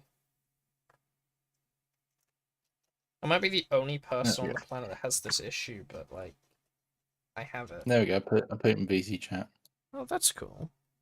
I mean, it's not. I mean, Yeah. to me, that just looks like any Cold War tank, to be honest. But it's cool. We're restoring it regardless. Yeah, here's an image of it current, but before being taken in for restoration. Here's what it was doing, just sitting outside Bovington. I mean, that's cool. Yeah. I think at the time when it was made, it had the biggest gun. So very rusty, very fucking rusty. Yeah. You'd think they But I fucking look believe at after it a bit more. Ooh. well, they've already got so much room. Bovington, surprisingly, is not a massive complex. Like They they should, have only so much room for fucking to fucking house the tanks.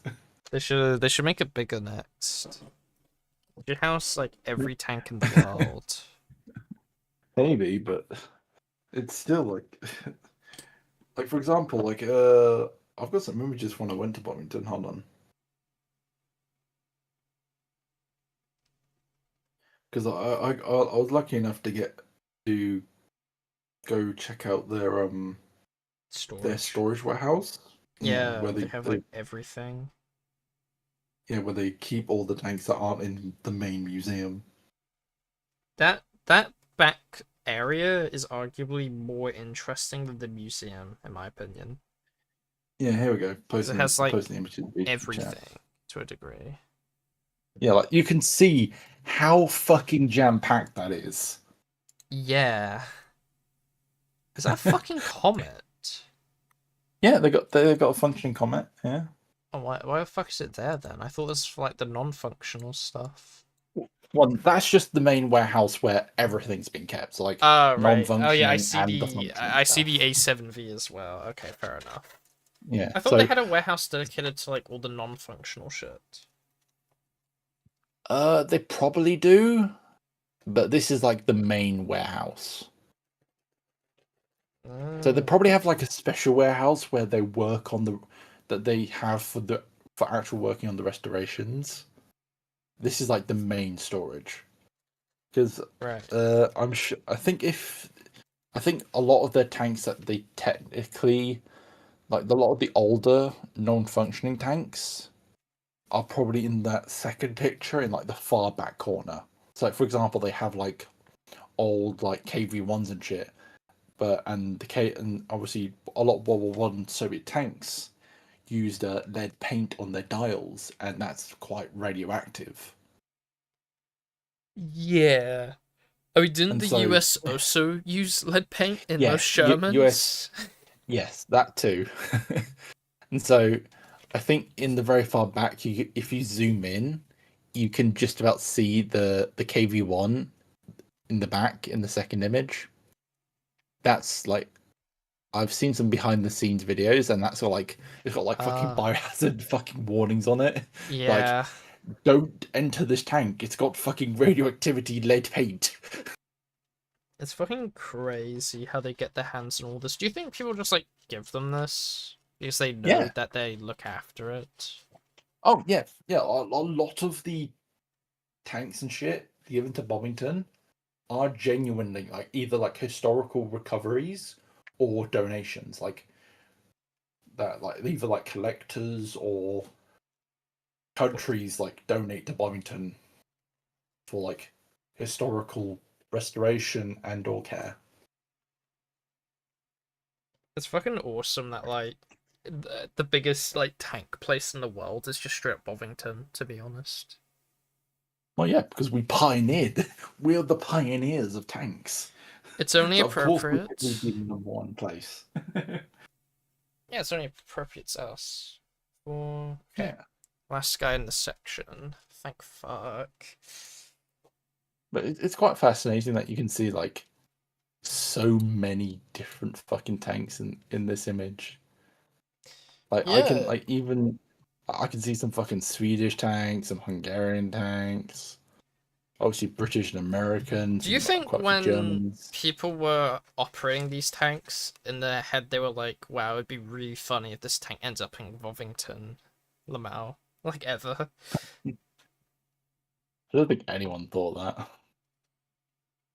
Oh, I bet the fucking Germans in the Tiger tank didn't think that. That's for sure. Well, I think yeah, but I think during both World Wars, Wilmington wasn't really a museum, but more like the main tank training grounds. Like Oh, that's where we took our tanks to be tested to put through their paces. Like, hey, is this tank good for combat? Is this prototype a good idea for conf to be using to mass develop into a tank for the war and shit? And obviously after the war, since we're not as radically putting tanks through fucking the into new services. We then Bovington became more less about new tanks and more about preserving old tanks. which is still very fucking cool to BH. I kind Um, of wish I took more pictures of inside the museum because I'm still quite fascinated by the fact they have a whole section dedicated to the Ukraine war. I mean, a lot of museums are doing that now. I mean, when I went to the Netherlands, there was like a Ukraine war section, and they didn't have a Hmm. tank, but it was full of like bricks, toilet paper with like Putin's face on it, and other Well, like Bovington did trivia, actually have recovered tanks from the Ukraine war. which I think is fucking crazy that they got those Yeah, tanks somehow yeah, in an like it had active a war. How did they get that? well, no, it's probably the Ukrainians recovered it and then I guess gifted it to the gifted it to Bovington. Bro, they're really confident they can drag this war on until they win. Good for them. Yeah, but like yeah, like they had like a T-72. I think there was like a BMP, and surprisingly there was even like an M113 there, and some of the tank variants that we were sending over, like a Scorpions and shit. Ah. I wonder when we're gonna see like the T-34 Panzer IV Lamau. I think the Panzer IV one was destroyed, but still, do we have a functional Panzer IV? Uh, We I don't must know. do. Let me I look it swear up. to God, I've seen like videos of I Panzer know we have a IVs. functional Panzer III. I know that for sure. I definitely say I can say that with a guarantee. We have a functional Panzer III. Hmm. I don't know about Panzer IVs. I'm pretty sure some are in existence. I mean, they have to Uh, be. They weren't that uncommon.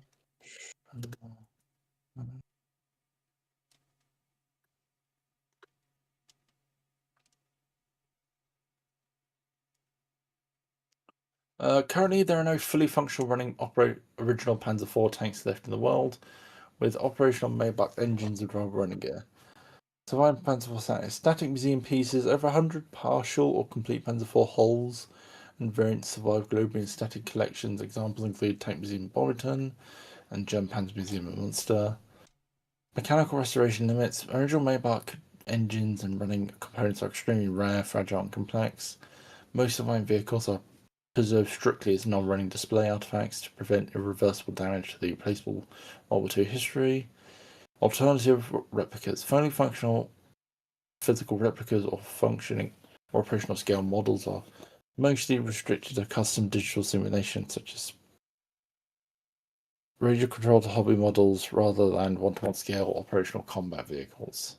Oh, okay, so I guess maybe that's probably something that Bovington will maybe tackle down the line. Then is getting a fully function is restoring the Panzer IV.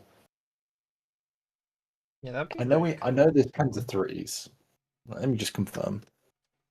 This is where you're wrong again. It's like there are currently no Panzer threes Uh, functioning. a fully functional running Operation Panzer 3 does not exist in public, can't say, but a high-end one through. Huh? Yeah,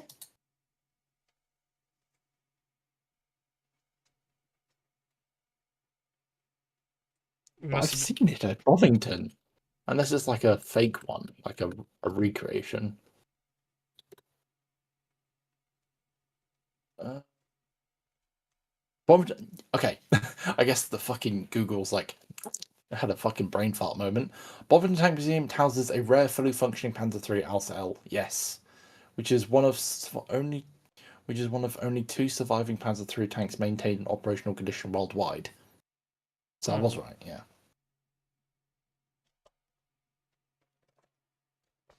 That's it.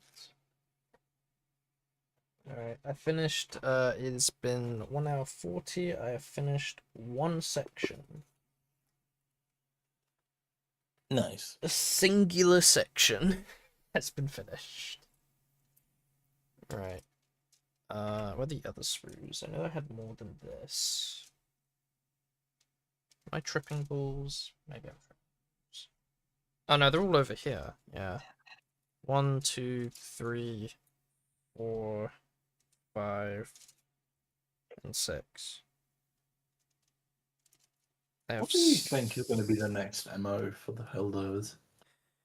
I bet what's gonna happen is the planets are going to terraform. Well, actually, their theory might be down the water because we're currently fighting on them.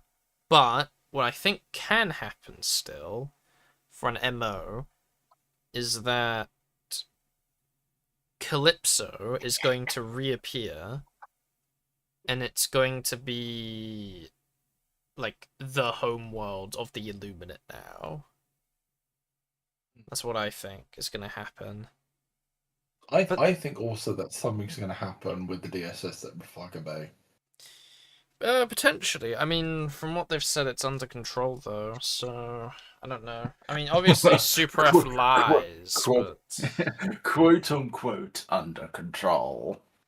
I mean, it's just kind of sitting at the place doing nothing, so I presume it's under control. What I'm more worried about is what it did to Calypso itself, is what I'm more worried about.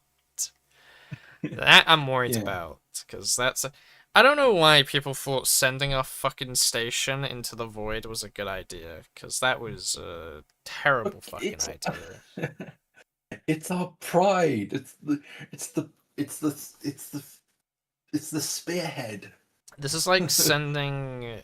This is like sending a fucking like your gates of hell. This is like sending a tank into a line of like 3 AT guns, just No, willingly, because there was no no, way that would have been a I good think the idea. better example is the fucking execute superstar destroyer of the fucking Helldivers fleet. Yeah, well, this is not the first time we have sent the DSS in a shit place where it immediately gets like damaged beyond repair almost. We did it during Super Earth invasion, we did it with Cyberstan, and we've now done Yeah, it with but the Illuminate. wasn't the it with Super Earth is that we sent it to try and help defend against the incoming invasion? Like it was on one. We sent it to like one of the planets that the Illuminate was on before reaching Super Earth, and obviously got damaged and I taken away I'm for repairs. I'm pretty sure we sent it on Super Earth itself because that's where the main big invasion No. happened. Okay, no, I've just looked up. Okay. So it no, we sent it to the moon where we would. What? No, not the moon. What fucking? I'm Mars? having a. I think it was Mars. Yeah, it was one of the planets before the invasion of Super Earth itself, and obviously it got damaged and was forced to retreat for repairs. But then when it returned I'm looking during this the up. Battle of Super Earth, when it returned during the Battle of Super Earth, along with a wave of fucking bot divers, that's when the tide turned.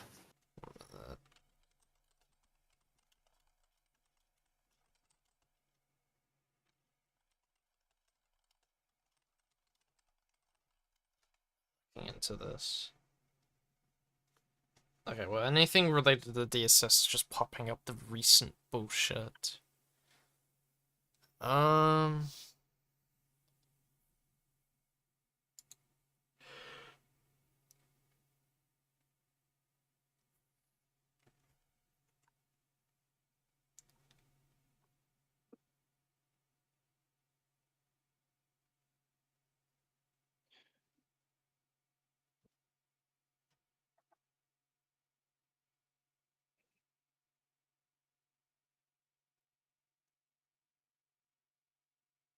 For most weapons, be most makes a lot of sense.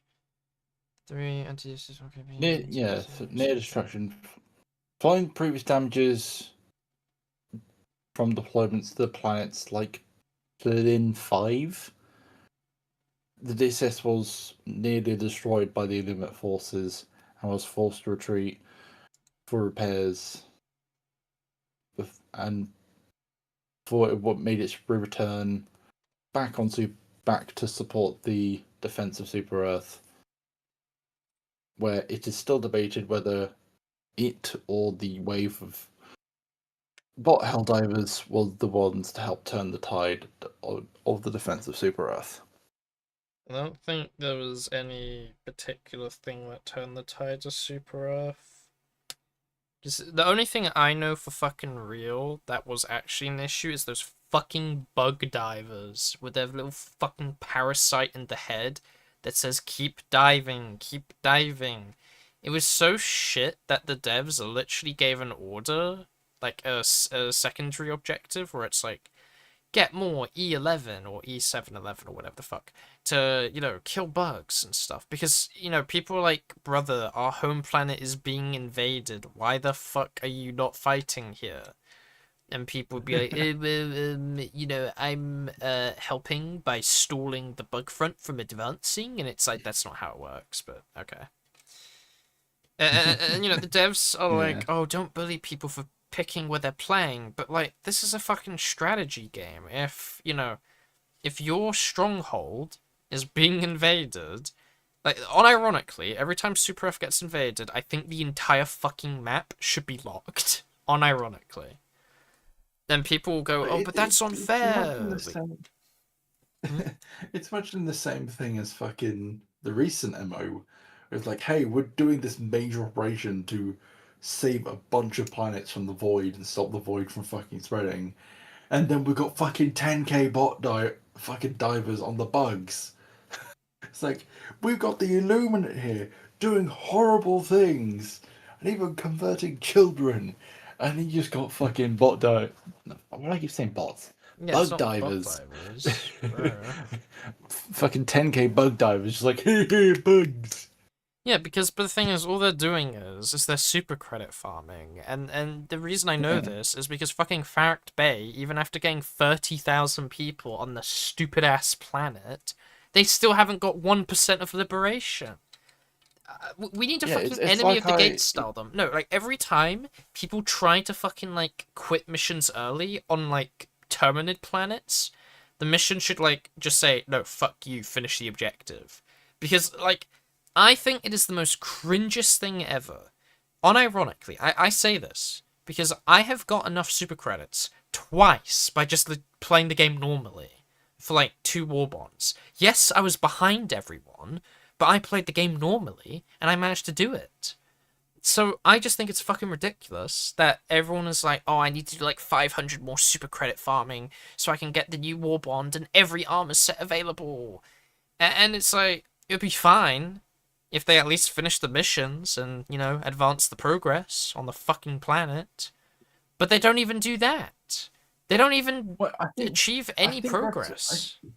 I think that's deliberate on their side because they don't want it to be liberated. I know, and that's such the an fucking easy problem. planet to This is high grind. treason, Kian. This is treason. This is actually Yeah. just unironically, this is treason. 30k Helldivers have fucking terminid brainworms infecting their heads, preventing them from doing their fucking job, and they should all be shot. Like, all Let's 30k of them. All 30k of these fuckers should be shot. I don't care how many of my friends are playing on that planet. Kill them too while we're at it. Fuck them all. Like, it's so annoying. let's put up a petition vote to make terminal brainworms a real thing.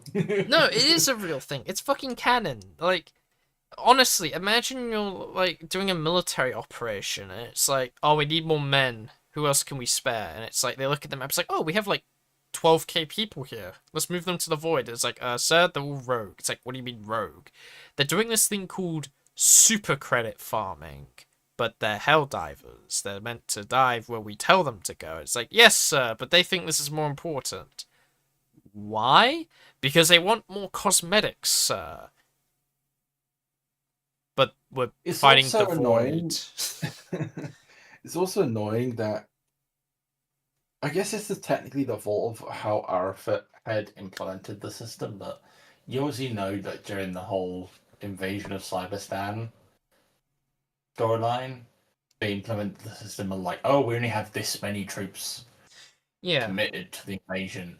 But obviously, but with how they did it, it was like in total across the entire game. So like all the people Was playing it? on the fucking it was like all the people like including like on the bugs and on the Illuminate fronts, like all those lives are technically also That counting towards that. you need to fact check that, because that, if that's the case, that's just a severe oversight, like actual severe oversight. And I don't I think think they would have done that. I do recall seeing a video going over recently going over it. I think they're full of shit, because there's no fucking way that would have worked out. Like, do you know how many casualties we take all around the galaxy? It's fucking insane. Like, it is a number beyond Why do you think it comprehension. required? Why do you think Arrowhead had to boost it twice? No, do you know They had why to, they? like- No. You know why they had to boost it twice? Because too many prideful motherfuckers refused to lower the difficulty down. So even though there was like 50 Vox engines, which is, by the way, even for people like myself in above skill, like legendary status, struggled to do this shit, and people were still too damn prideful and were like, no, I can do this. And so, you know, they eventually complete the mission after taking 30 casualties every fucking mission, which is ridiculous. And sometimes, most of the time, they don't even fucking complete it because they just die. And it's people like this is the thing that everyone talks about, like the Cyberstan campaign, is that too many people were too damn prideful and they refused to get the fuck off level 10, and they stayed on level 10. All they had to do was drop down to 6 or 8 or 7 or anything that wasn't 10 or 9, and the mission would have been much easier to achieve. Yes, is that a bit more lame? 100%. That's why I kept playing on level 10, because I was actually able to complete my fucking missions for the most part. But the majority of players were like, no, I must do level 10. It's more progression. And it was like such a ball ache. Also, 2 pings. I do still kind of wish that we got on the fucking Thief update for Cyberstan, because it would have been cool fighting with like alongside huge masses of Thief troops against the huge masses of bots. Oh, yeah, that would have been real fun. I mean, debatable. The thing is, What? no, hear me out. It's a bit debatable, because unlike the squids, the bots have a lot of fucking firepower in comparison. I mean, a fuck ton of firepower. Because for the most part, the Illuminates only have 3 units that shoot, like, quote-unquote often, and that's the Overseers, the guys with the spears, but they mostly do melee anyway. The harvesters. And even when they shoot, they miss. Oh yeah, no, so obviously the Harvester, which, you know, is a big, weak tripod, tripod. Yeah, but it just has, like, one big, like, laser beam, and sometimes it can just completely miss. But on They're relying on the melee. Yeah, but then on the automaton front, everything has a fucking gun besides Chainsaw Man. Like, every Yeah, fucking like unit, there's the literal big chainsaw dropships. hulks and the big chainsaw troops. Yeah, I mean, no, there's literally, yeah, yes, but there's literally Hulks that have flamethrowers, there's the Incendiary Corp, there's literally jetpack troops. If a Sith guy kills a jetpack troop in front of him, the whole squad will die because of the jetpack explosion, obviously. And, like, a lot of, every automaton regular infantry has a machine gunner. You might have probably been decimated by them once or twice. Everyone has been. They're fucking devastating. I don't think the Sith would fare much better. So, Well, I think now that the system is in place, we should at some point play Helldivers and try to find a bot planet with heavy Thief presence and see what it's like. I don't think there is any right now, because I think they're all on the Illuminate front at the moment. But I do agree we should see, because again, this is a moment of fucking Christmas light shroud over here where I've seen all the possibilities, but then again, I could be pleasantly surprised whether Sith just have like aimbot on their guns and just like one shot all the Hulk weak spots. Because okay, unlike the Illuminate front, the bots have a lot of very easy weak spots you can shoot and kill them with. Like, I mean, the fucking Hulk just has a big eye. The guard dog, Yeah. not the guard dog, the big dog has a eye, or Strider, you know. Factory Strider, yeah. Yeah, and like whatnot. They all have very easy weaknesses. I mean, even the Chainsaw Men, if you hit them in the head twice, they're dead. But on the Illuminate front, it's literally just damage sponge for the most part. Like, yeah, you can shoot, like, the Overseers, like the Flying Guys and, like, the Spear Guys in the leg and they'll die quicker. Or you could shoot the tripod in a certain location. I don't remember where it is. I'm not going to make any claims because I don't fucking know. I just throw 2 melter mines and call it a day. But you know, obviously the new child thing, right? Unless the Sith guy like shoots the helmet off and they all shoot the head, which is unlikely because it's a big fucking child. They're more likely gonna go for body shots. That becomes a damage check instead of a weak point check. While on the bot front, everything is a weak point check, not a damage check, really. Besides like the regular infantry, and that's why I think the Sith will probably be better on the Illuminate front. Unless they have like aimbot. Because if they have aimbot where they can shoot weak spots on the bots, like, you know, our rocket guy hits the Hulk in the eye and instantly kills it, right? Then the Sith might prevail better on the bot front. Bug front, they're all fucked. God forbid they put Sith heavy presence on bug front. I hope they never do, because that would suck ass, like, actually. I'm in game now, and I've just checked. Yeah, currently so far, there is no CFA presence on the terminals or bot fronts yet. Yeah, the real war's on the Illuminate, boy. We gotta kill those fucking squid bastards. Every single one of them.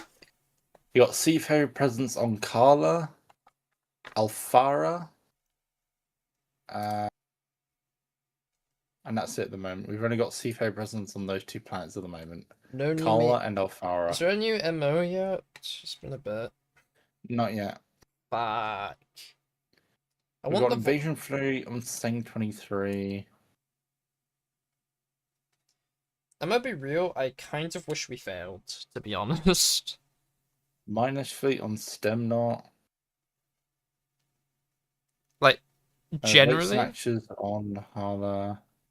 And Vote Snatchers on Alfara. Yeah, but generally, I wish we failed that order, though, low-key. Yeah. Because then more stuff would be happening for the Illuminate, but my fear is, after slamming them the fuck down, right, they might not get back up. Like, I don't know, because this is the thing that worries me, is that... I mean, okay, there's 2 thought processes here. One, that was too easy. There will be a stage 2 to this, clearly. Which I hope is the option. Or option 2, we won and it's done. We just stopped the Illuminate plan, which is kind of lame as fuck, to be honest. And to be fair, I get the fear of like, oh, if we let the enemies win any MOs, like, we'll just lose. like really badly, but at the same time, to me, the Illuminate is just an annoying pest that doesn't actually have any homeworlds. Like, there is no incentive to fight the Illuminate right now.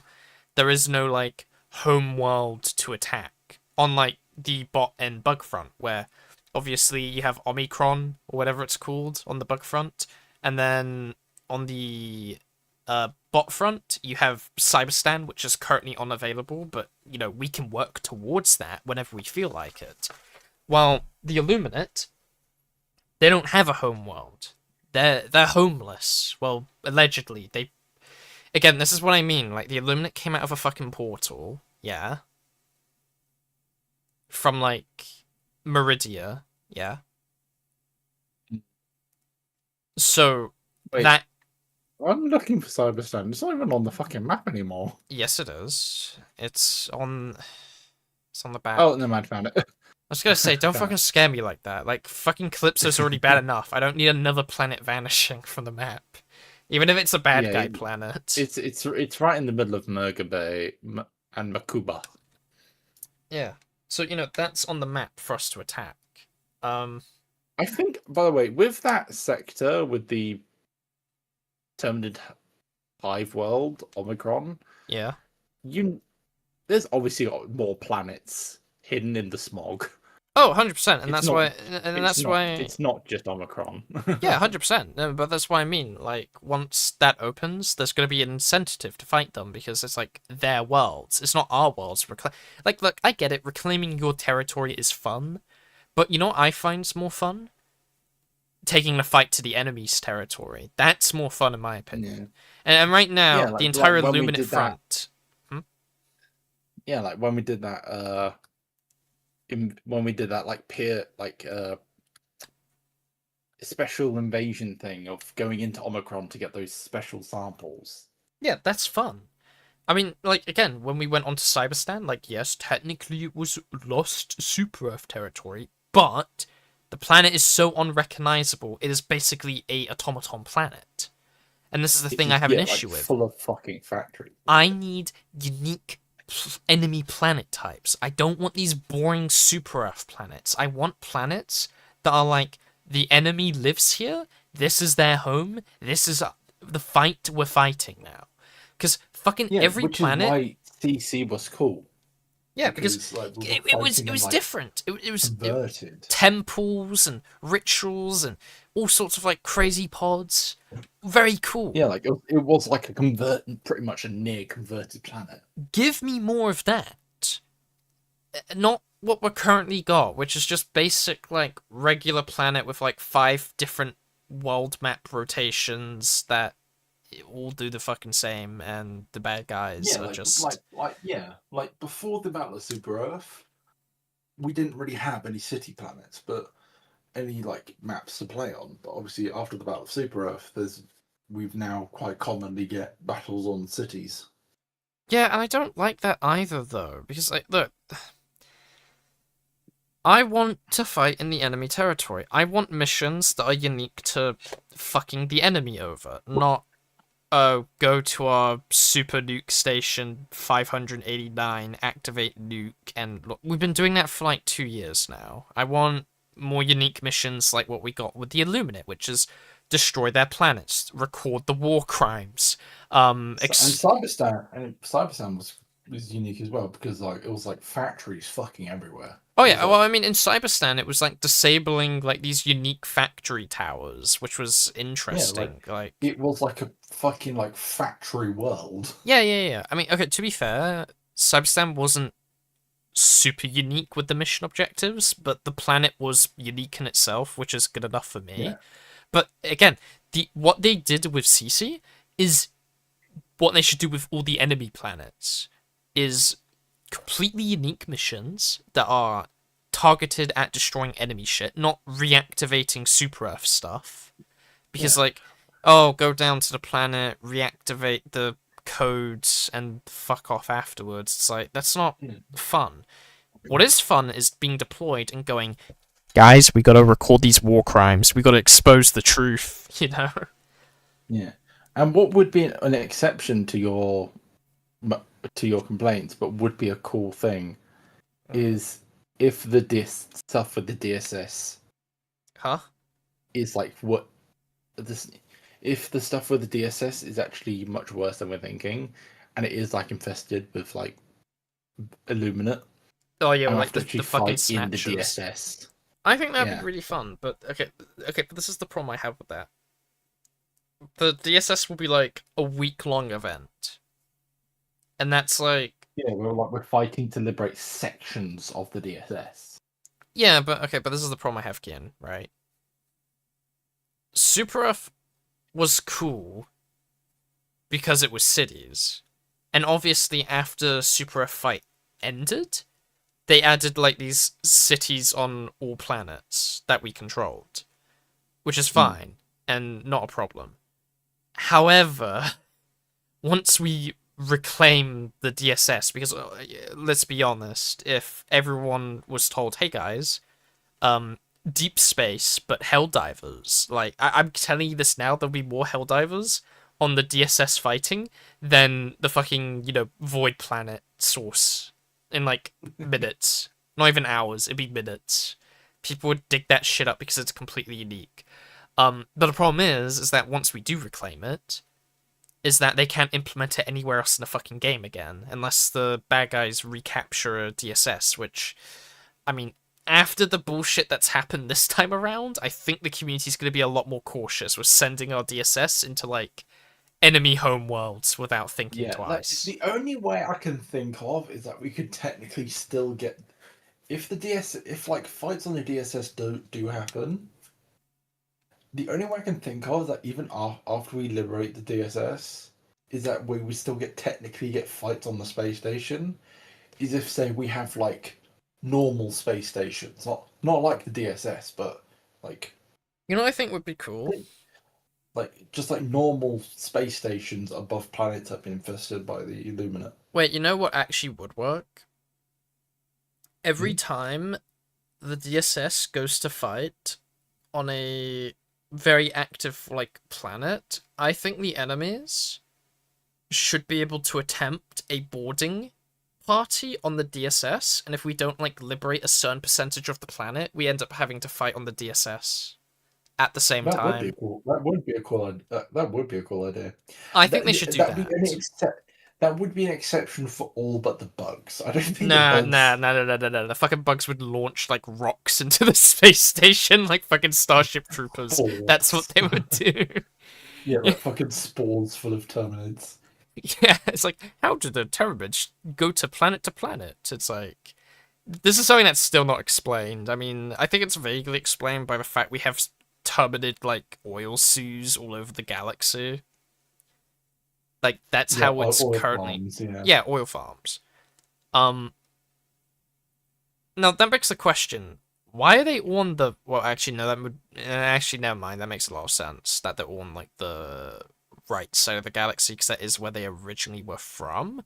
But I feel like Yeah. if Superoff was a greedy oil baron country, like, modern countries, you'd think they'd put them all over the galaxy, because clearly fucking safety and security was not considered at all when I making think there's these. probably some specific explanation, like, the Terminators are only suitable for habitable on those planets or something. Yeah, but we have their planet types all over the galaxy. Like, But maybe it's like that specific subset of planets. I don't fucking know. mm. I mean, I just find it real funny if one day, like, Super F is under attack because a fucking Bile Titan Sue was, like, breached. Because I bet there's one on Super Earth. I bet there is. I mean, to be fair, in the future, they will probably introduce a way for the bugs to, like, travel planet to planet and attack. I think they will. So there's, like, maybe they'll have, like, spore ships or something. Like, living... but No, no, no, no, no, but no. that point, they're just the fucking Tyranids. Yeah, I mean, Tyranids. Yeah. they basically fucking are. Like, they're either Tyranids or they're starship bugs. There's no in between. So it doesn't matter. Oh, at the moment they're leaning more towards the Star Troopers bugs. Yeah, But if you give if they fucking develop a hive mind and hive ships, then they go to then they start just becoming fucking Terminids. I mean, it's not the end of the world if they have like a means of travel. It would just make sense. Because you know what doesn't make sense? All these fucking zoos we keep having like breaches on. Like, seriously, like how is this a problem? Like, I think they need a means of travel. I mean, if the means of travel becomes like them just throwing spores across the planets, then fuck it. But I still think it would be very interesting to see like space battles between like DSSs and like Turbinids. And my thought process, right? Oh, we almost You know how like there's the Leviathan that the squids have, right? yeah. Give the bugs something like that, and that can be their Well, they ship. technically do. Well, no, Baltine, they don't count. Well, But not Bar Titan. I mean, technically, the Bugs version of the Leviathan is the Hive Dragon. Lord. No, but the Hive Lord's a ground thing. Yeah, but it's like the big fucking thing. Like the Leviathan is Yeah. the big thing for the Illuminate, like the big thing, and then you got and then you got the Hive Lord for the fucking Terminators, which is like the big thing. The bots don't really have anything that's like the big thing. They only have the. Yeah, they only have the Vox engines and the Factory Striders. Which aren't. I mean, to be fair, they're pretty big, but they're not as big as the other things. Kind of getting outdone in size quite a bit. Next, we're gonna get fucking the Cyberstan leadership in fucking giant mechs.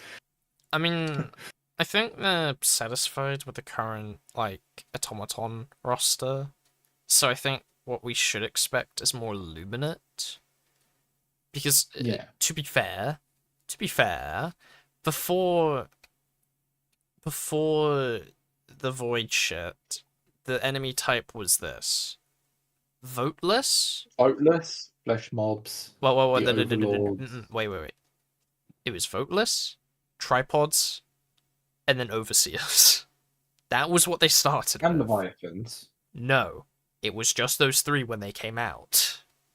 It was Oh just no, they got the Leviathans during the invasion of Super Earth. Yeah. Yep, just like the Flesh Mob.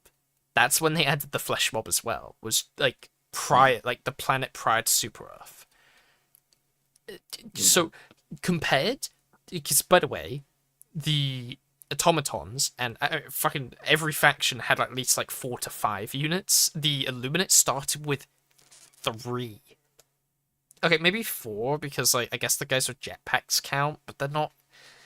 You know, They're just a different version of the Overlords. they're the same fucking guy. Or Overseer. Yeah. Yeah, Overseers. Overseers. Not Overlords. Don't make them sound cooler than they are, Kian. That's fucking high treason. But yeah, so no, they the Illuminate is like the least fucking. They have nothing going for them basically. But currently they're now like Kinda, near kinda, equal in kinda. roster. Their roster is shit still because like mindless masses, right?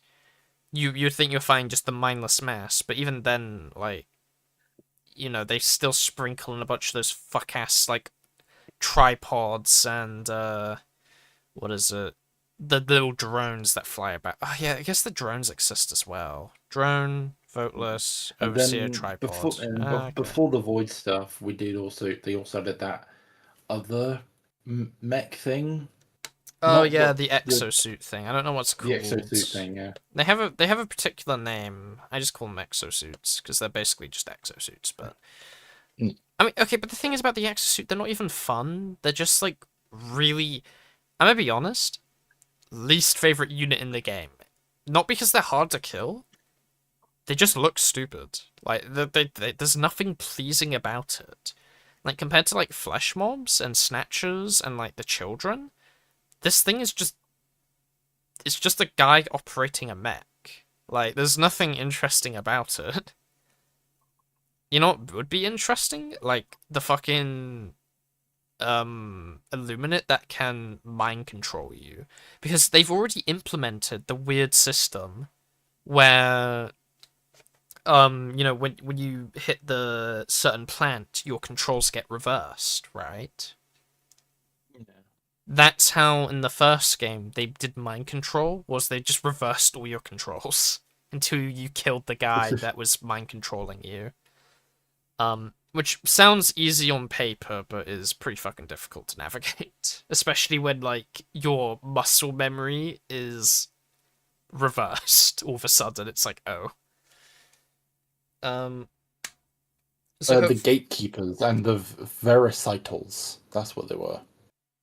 is that what they were called in the The gate. first game? Well, no, in this game, those exosuit things.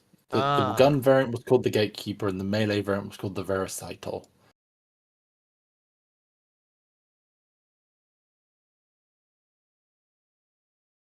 Yeah, and they got the overseer, which are the melee ones, the elevated overseer with the jetpack ones, and then the crescent overseer, the others like artillery ones.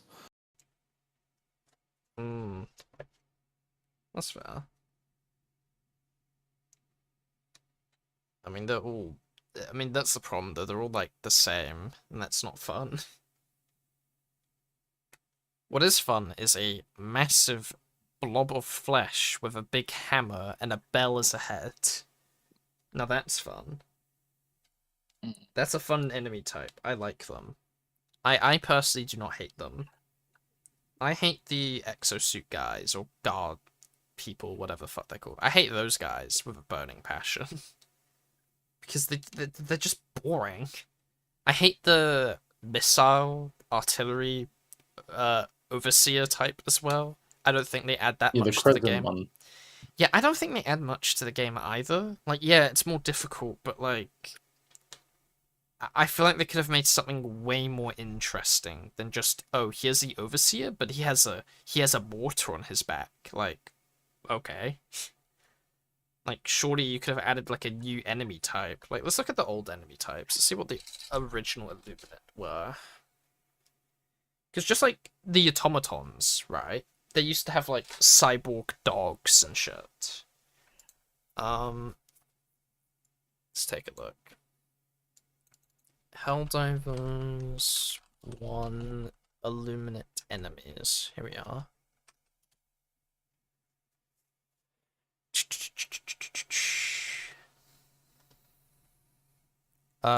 Slowly loading.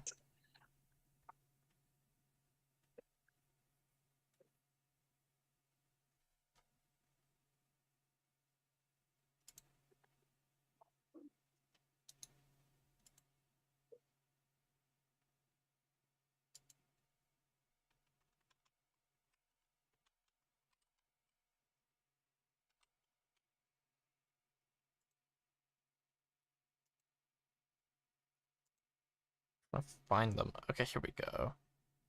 There's Observer, Watch, Obsidian, so there's the regular ones, then there's the tripod, but they had these other units, like the Obelisk? Fuck, I can't pronounce that. I'm having one of those moments where I can't English. What does this say? This word.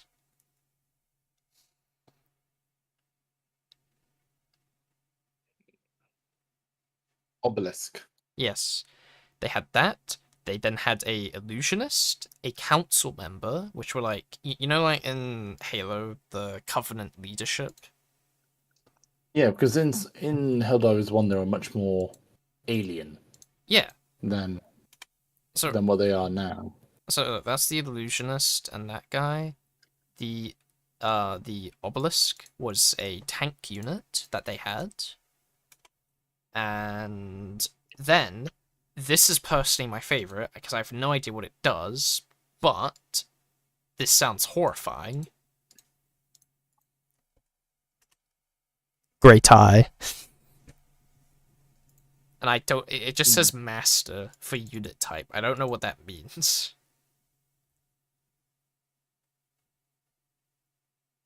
So that's already like more. So what's an outcast?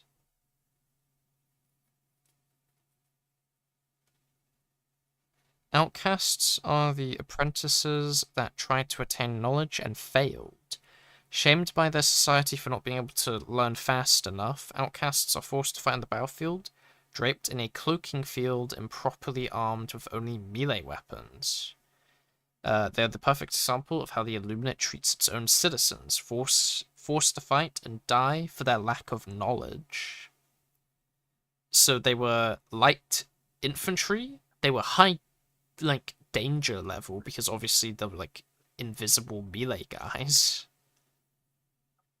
that would probably reveal themselves when they got close enough to you, I bet. Like, that sounds interesting, though. I mean, people would disagree because, like, no, I don't want any more melee types in this game, but still. And then, right, what does a council member do? Or an illusionist? Oh, yeah, here we go. Illusionists are highly revered among the Squiggoth, or Squith, or whatever, and have the ability to control other sentient beings with nanobot technology. Frontline soldiers have reported hallucinations on ill will to fight and general apathy when fighting these previous witches. Furthermore, these beings have a shield device similar to that of tripods that protect the illusionist. So, let's take a look. The mind-altering orbs fired by the illusionists can be destroyed, so they shoot mind-altering orbs. What do they do? Where's their stat? Yeah, so illusionists teleport onto the battlefield alone, wherever the observers or watchers have raised an alarm. And yeah, they basically just do that mind control shit, which is interesting. Probably encourage people to not run off by themselves if you have, like, these guys spawning in. Yeah, you can probably still solo them because you're only, like, your controls are only being, like, slightly reversed, but still. You know what I mean. There'd be a bit more of a danger, and also those are unique enemy types. Let's see, what were the... What did the bugs have? Oh yeah, so this is how they looked in the first game. They look so much different. Like, Yeah, they looked a lot more alien. well, no, I mean, like, they were really weird looking. I saw the fact they're more alien. Like, they still look alien to me. It's just... Yeah, but they weren't as, like... They weren't like they are now, where, like, they're, like, corrupting shit and, like, doing, like, horrendous experiments. True, Like, true. in Helldivers 1, they were just, like, kind of, like, generic aliens. Like, oh, we're aliens from another world here to invade. Blah, blah, blah, blah, blah. Oh shit, I didn't check what the council member does. Right. I mean, okay, to be fair, in my head, I bet after we kicked their ass so hard, I bet the illusionist people took charge and started, like, expanding their corruption schemes then. That's Yeah. what my theory is, but here we are. The absolute masters of the Illuminate race. Council members are the ones holding their alien spaghetti-like appendages on the WMD trigger. They are very much like illusionists, but with political power and increased protection. Meeting one of these on the battlefield is a free pass to take out part of the threat presented by the Illuminate race. Just straight up like, yeah, this guy's a politician of the previous guy. That's funny. Council members can only withstand a moderate amount of punishment and are normally fairly slow, however they will teleport out of the line of fire after receiving some damage, and their projectile attacks absorb some of the weapons fire intended for them. This, combined with their control reversal attack and the lethality of their projectiles, make them an extremely dangerous and resilient foe. So yeah, that's interesting. Like, there's three enemies here that I think would be very good. Yeah. Since we're talking about Helldivers 1, it's still so weird how if you're new to the franchise going into Helldivers 2, you would never expect, looking back at Helldivers 1, for it to be a top-down shooter. Yeah, I mean, when people told me about Helldivers 1, I did look into it. I was like, oh, I wonder what Helldivers 1 is like. And then it's a top-down. I'm like, what the fuck? I was so confused. I was like, why did they do it this way? Like, I'm gonna be real. I don't like top-down shooters, but maybe they were onto something because the game was successful enough to warrant a second version. So, and then again, this Helldivers 2 has warped Helldivers 1 in popularity by like a landslide. Oh shit, yeah, for sure. But I guess because like when Helldivers 1 came out, I guess it must have been during like the pinnacle of like League of Legends and shit. And so I guess that must have been where it got its like inspiration for the design from it. I guess. I mean, a lot of older games are also just top downs, aren't they? Yeah, like League of Legends, fucking what are the other ones? Fucking Baldur's not Baldur's Gate. I can't. All I'm thinking of is fucking League of Legends. Names one game, can't think of anything else. I mean, me too, buddy, me too. But I mean, I guess. I mean, Foxhole is a top down shooter.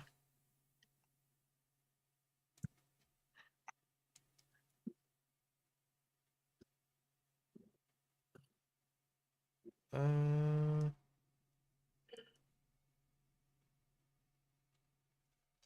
right, let me just get all these bodies off the fucking screen. I'm gonna stop doing kneeling guys. I really hate the kneeling guys so much. I'm banning the kneeling guy.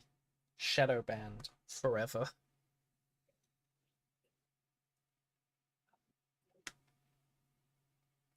I wonder if there's a way I could like cut his legs off and make him useful somehow. I wonder. I may never know. Okay, once I cut these guys out, I want to look at the Terminids. I want to see if there's any like things that didn't transfer over yet. That could be interesting. And now I'm start now that I'm starting to remember saying on top of League of Legends, you have stuff like Albin Online, RuneScape, Ultima, and shit like that. Mm, it's fair. 1 minute. Helldivers 1, all Terminid enemies. Let's take a look.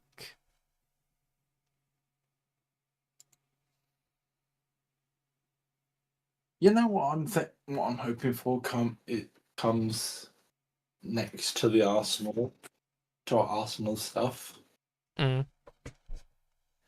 is now that we got the new and improved Thief.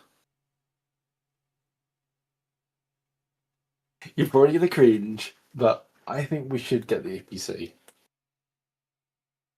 The APC. and have it, and have it be like as a way to properly transport those large groups of siege troopers where we want them on the battle. That screams very potential tragedies in the making, but yeah, I think that'd be neat. I mean, I don't know, I just kind of want like Seath camo and Seath armor available to Helldivers. Maybe not like one-to-one Seath armor that the Seath are wearing, but like Seath styled colored Helldivers armor. Yeah, yeah. Like Or you already I see it mean, in like a big thing that you already everyone's see been it in quite a asking few for, mods. right? A thing that everyone's been asking for ages is every armor should have like a camo type. Because there is so many white helmets that are like different shades of white and they don't match most armor types. So people would prefer Yeah. if like you'd be able to like make the helmet color change, but it's like camo styled. So I think a Seath camo for like all armor would be fucking awesome. Much like how in the gun camo skins you got that yellow and black skin for a lot of guns. Yeah, exactly. I think that'd be really cool. But you know, that's You know what wishful I have thinking. also you know what I have also been seeing a lot of people asking for is being able to transfer the armor benefits Yeah, between different armor that's what loadouts. I Because like want. That's what because I I do fucking want. because I do see it as like a common critique is that people are saying like there's so many cool armor sets that don't get used because of their perks Yeah. are not as good as other armor sets. And Hmm. so a lot of cool armor set designs are getting wasted in favor of like gameplay advantage. Which is a tragedy in itself. Like I understand if maybe they want to still limit it to different types. So like heavy armor set perks can only go on other heavy armor sets Oh, and 100%. such. But yeah, I do think that should be a feature as well. Like armor customization is that you can choose what perks certain armors have. Mm. I mean, Like for example, with the latest one, like the Castellan's Creed, I love to have that on a different armor set. Like having that bonus reload speed for support weapons is so good. It's just a shame that it's only for the armor. for the Cadians. Yeah, Yeah. I mean, because having that for Sinju. like, for example, for like the like for example, like you know how quite I like to use the heavy MG quite a lot. Hmm. That 30% reload speed is a fucking godsend. Yeah, but you don't like the Cadian armor. I don't like it either, so Exactly. I'm just kind of fucking stuck with that until they adjust it, which is That severely already give us annoying. that fucking armor customization thing. Mm. I'm just cutting out all like the aiming German weapons. I might have to make an SMG squad out of some of these fucking dudes. There's only like 4 Yeah. rifles. I wish they didn't do it like this. I wish there was more rifle arms in here. Mm. It's kind of annoying. Well, it's an SS squad, so it kind of makes sense why they got more SMGs than rifles. Yeah, but I'm trying to make them with the funny fez hats. Like, I'm trying to make them like a lesser SS unit, you know? Like Mm. the one that isn't favored and like its own thing in my little planned series, but oh yeah, right. Fuck, I was gonna look at the bugs. Let's take a quick look. Scout, Vanguard, Stalker, those are Shadow. Believed to be an evolution of the Stalker. These shadows have a greater regenerative, and that's it. Oh my gosh, these look like crabs. They look very different.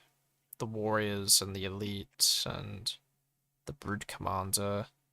The impalers here. Um Behemoth? The fuck is a behemoth? An even heavier I breed think of that. tank. Oh, because the tank is based on the charger, so that's just a heavier. Oh, right, Yeah. that's what we currently. Ah, fuck. Wait, so we have everything here besides the shadow. Yeah. Actually, we I'm have pretty sure more Hive. because we have the Dragon Titan as well. Fucking hell, yeah, Yeah. we got all the shit As from them. I'm pretty sure the Hive Lord was also in Helldiver's one as well, wasn't it? It's like a boss. Yeah, yeah, yeah. That's what I mean though, with like it being like we have pretty much everything in this list besides the Shadow, which is like a stalker with more health, basically. Yeah, let's Right. not add that, please. Let's look at the I fucking hate stalkers cyborgs. as is. Cyborgs. Initiate. A misguided rebel that was once part of the Super Earth. These low-end troops have little respect from the more heavy converted war machines that little the ranks of their separatist forces. That's funny because they were literally just rebels. Squad leader soldier is just squad leader. A legionnaire is like the shield guy we fight these days. Hound.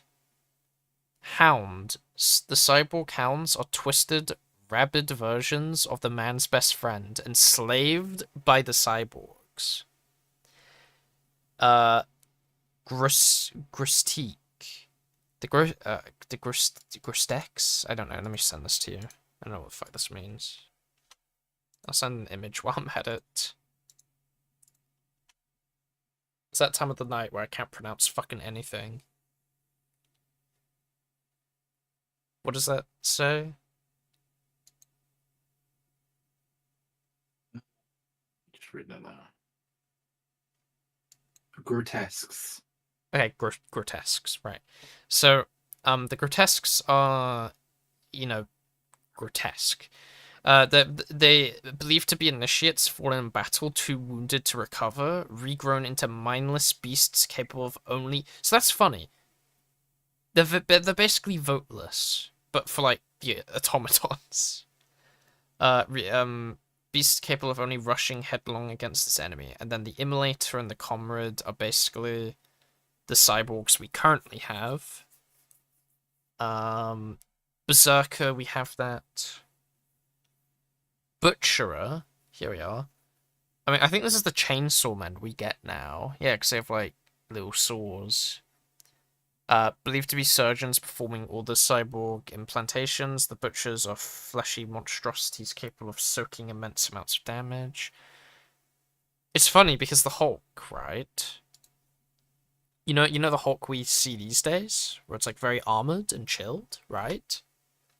It just used to be a fat guy in like a mech suit, basically. Massive men completely encased in metal, wielding the most awesome firepower the cyborgs can muster. These enemies are tough, but their spirit has long since been broken. And obviously we have the infantry fighting tank. The warlord is what is a warlord? I feel like that's just another Hulk. Nicknamed warlords by the troops, these are massive beings putting the Hulks to shame. They are the absolute top of cyborg society, and the formidable opponents using their power to oppress the control of their cybernetic subjects. Okay, so that could be an interesting, like a bigger Hulk, potentially. But it's like a cyborg version. So then they replace all the Hulks on the cyborg unit with like the warlords instead, which would be pretty cool. The siege mech is basically just the Vox engine. And that's that. So the grotesque. Don't forget the tank. The tank is the tank. Well, yeah, I've already mentioned it. It's the tank. Okay.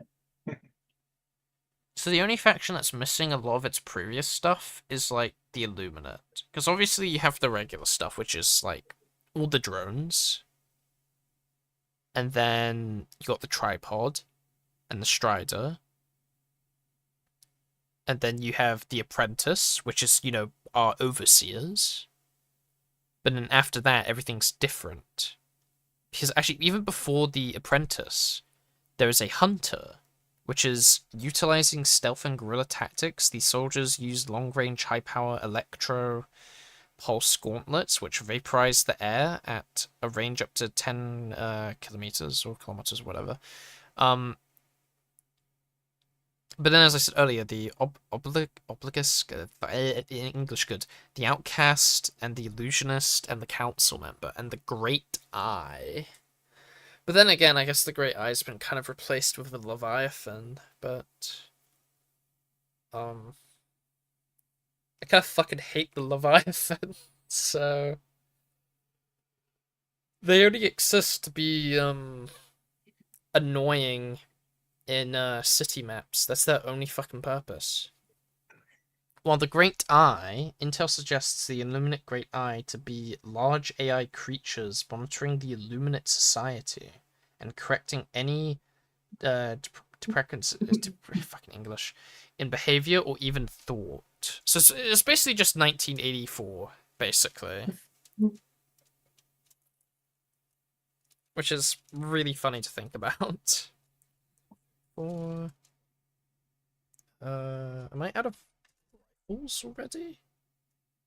Oh no. Right. 1, 2, 3, 4, 5, 6.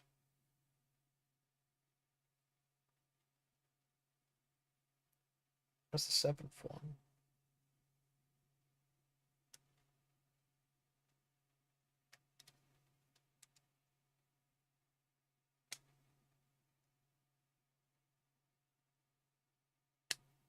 There we go. Just getting a line of them out. I'm surprised there's not more guns. I mean, there's the one where they're holding the rifle to the side, but I don't really like that gun option too much. It's a bit Pacific. Ah, here it is. Here's the other gun. Guns.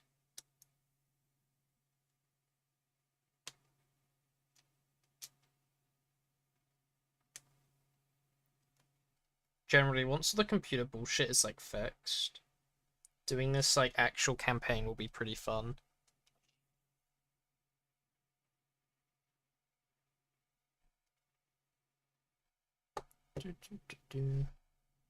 Hello.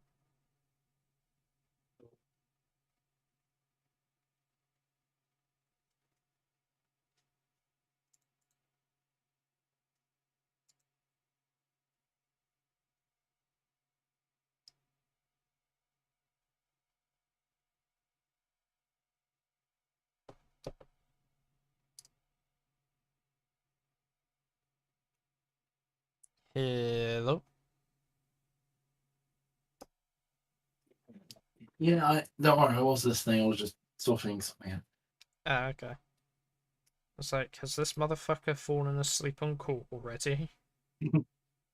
It is nearly 2 o'clock. I should probably be heading off.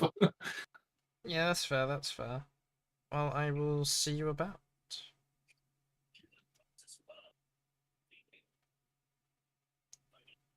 See. If you're planning to head off, that is now.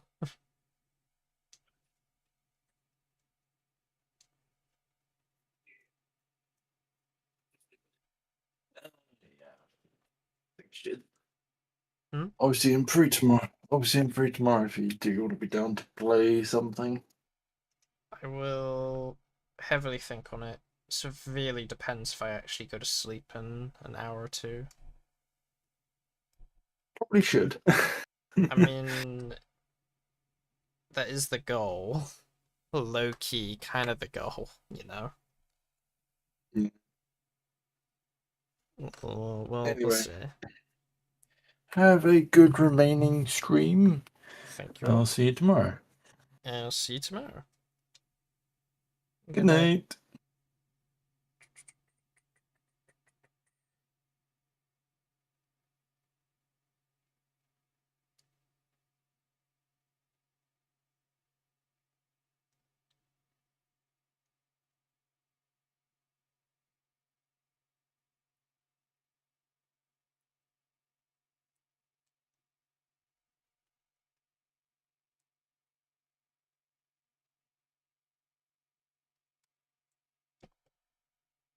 Okay.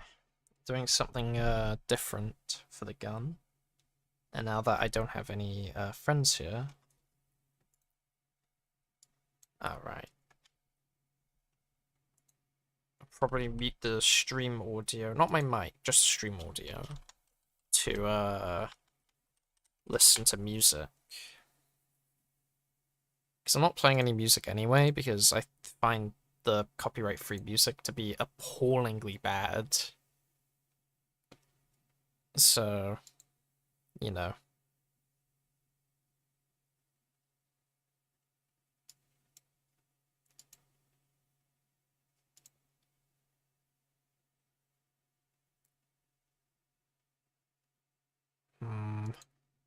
Let's take a look.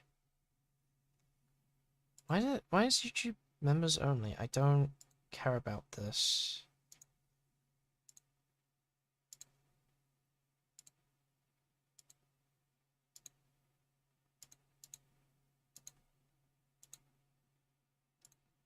I don't like the fact it says, like, it's telling me to do things.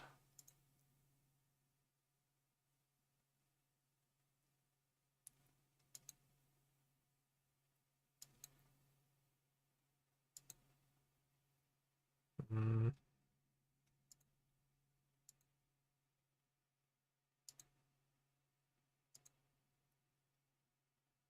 see. Oh, actually, I need to check something. Do I even have an alert for, like, memberships? I don't think I do. Oh no. I mean, it should be fine, because if I check my, membership tab, it'll tell me if anyone's joined or not. So I know I have one, so if it's gone up by more than one... Okay, it's just the one still. Okay. Fuck, what do I use for my alerts? What do I use? Alert. Streamlabs.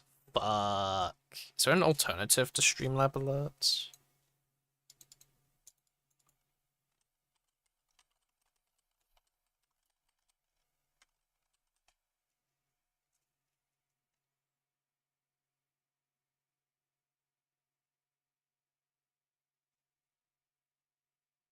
Stream elements. Okay.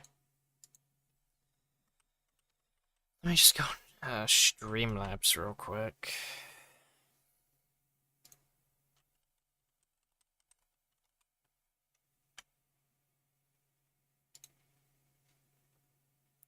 I don't even think I've fucking logged into it anymore at this point. Yeah, no, I'm not.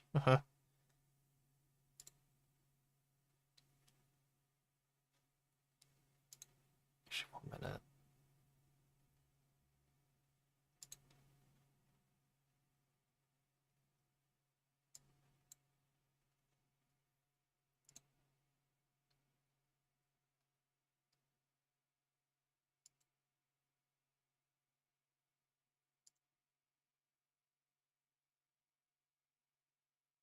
Mm.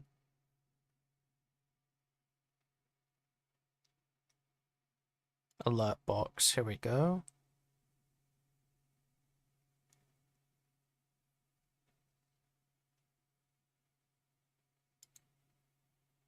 Oh, Jesus Christ, that's fucking loud. Okay, so... Okay, can it not repeat that? That is fucking scaring me. Just make it, like, really quiet. What about, like... Is there any?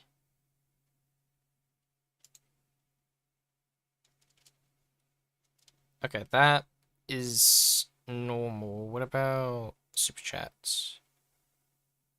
Members?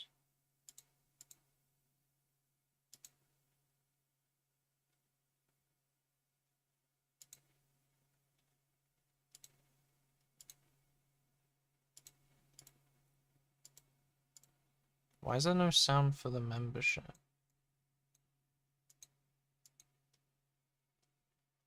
Huh?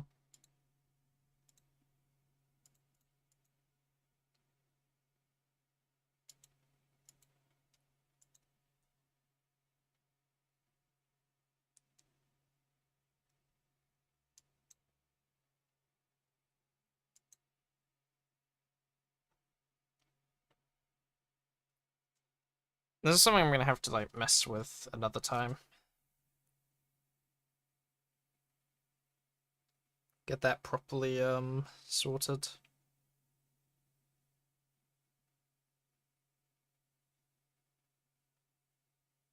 Where's the holding rifle? Here it is. We will be using this.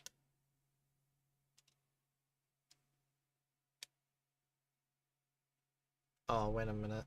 The hand might be a problem.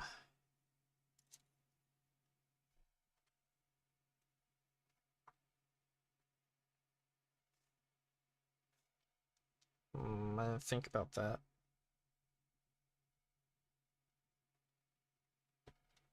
I mean, maybe I could, like, use... There is no fucking empty,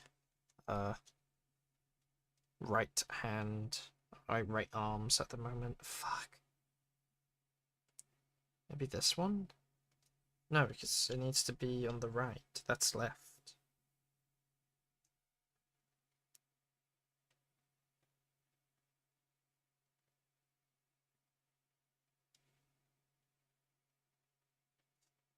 Okay, we'll try it with the map. See how that goes.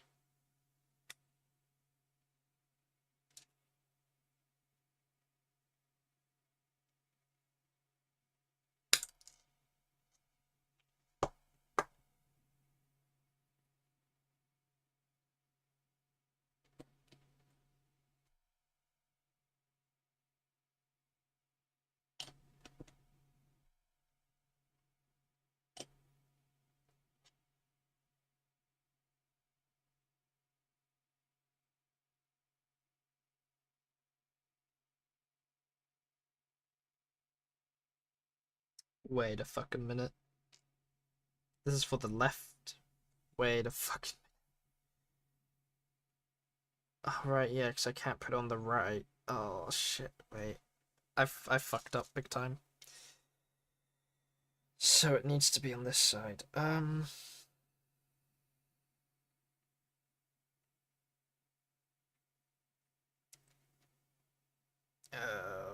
that's not good. Okay, I mean, we could try replace one of the SMGs with it, maybe.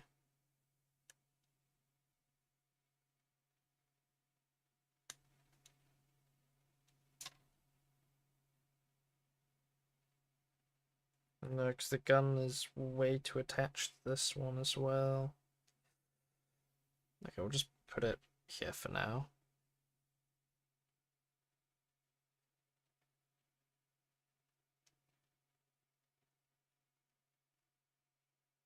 Hmm.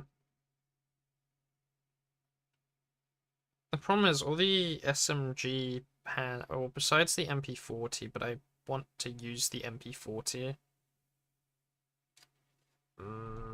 You know, let me look at a different German sprue. I might be able to do something with another German sprue, perhaps. Oh, didn't mean to do that.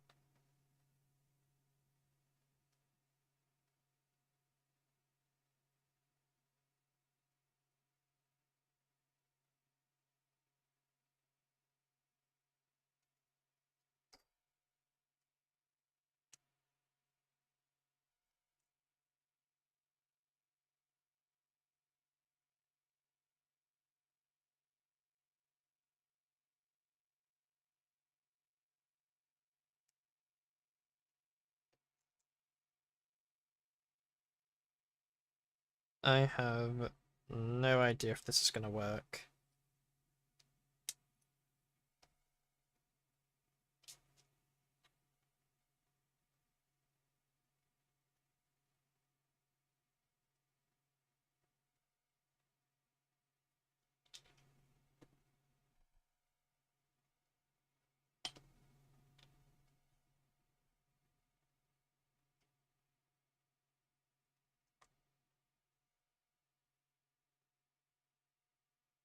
I mean, this pose doesn't even work with this fucking arm.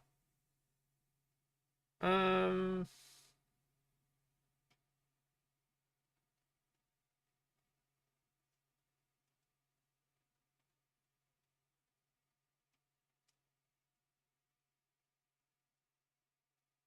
I'm looking around. I'm trying to figure out what I can give this guy. And it's not, working. Oh, wait, there's a regular rifle. So I could give it to his back. Maybe I just need, like, a different pose in that case. Maybe that'll work. Just put it back in the pile of fucking miniatures.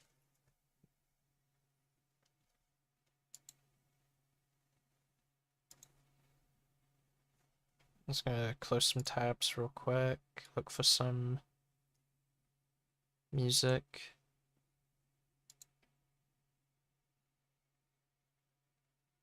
Hmm.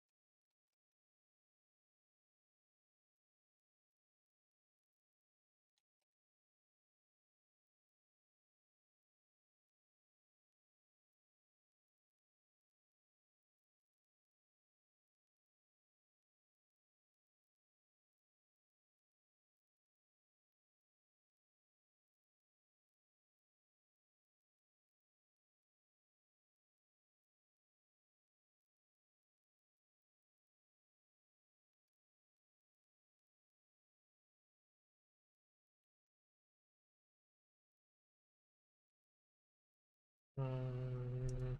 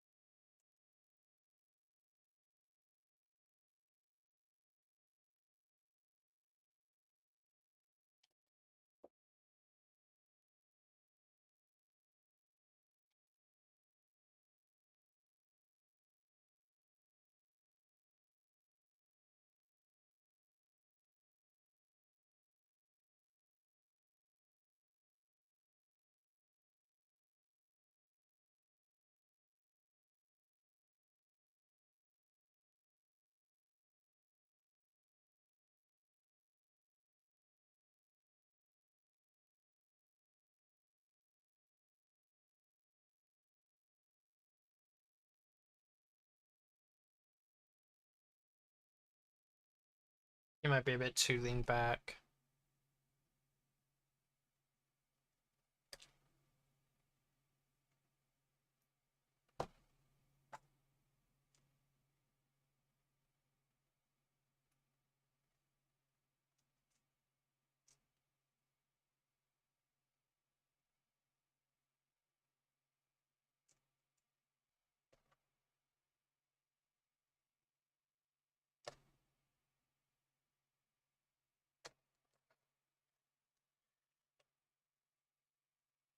Mm.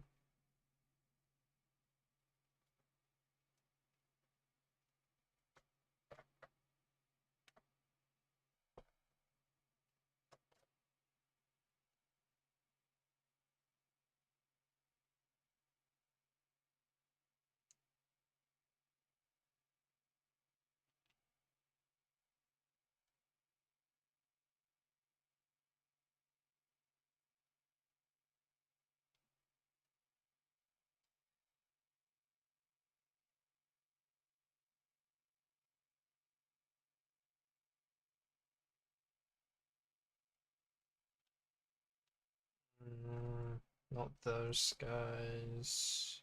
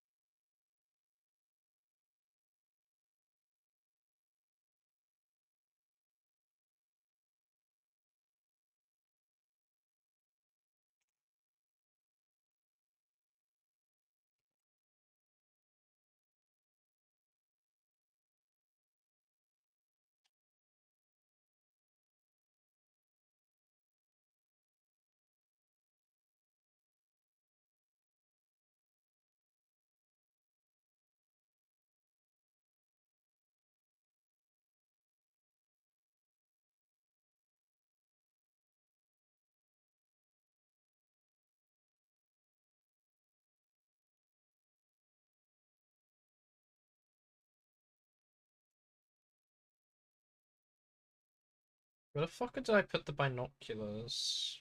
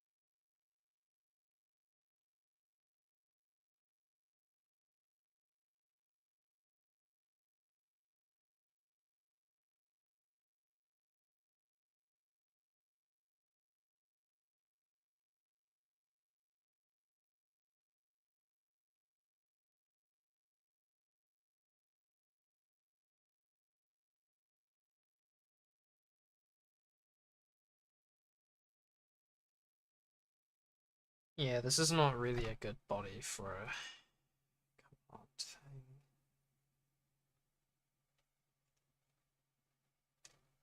Let me just take the arms off. I'm determined to make another NCO with the rifle. It's taking a lot of fucking effort.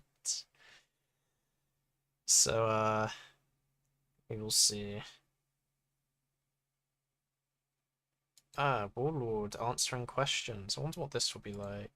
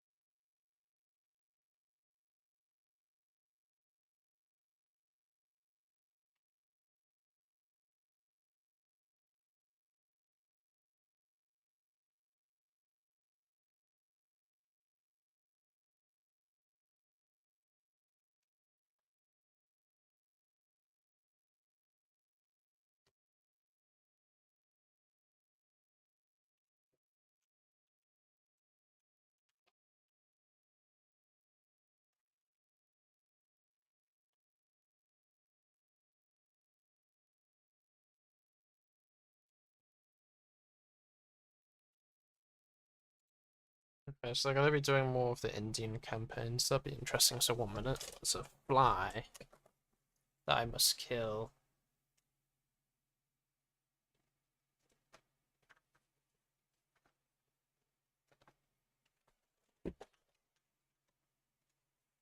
Come on.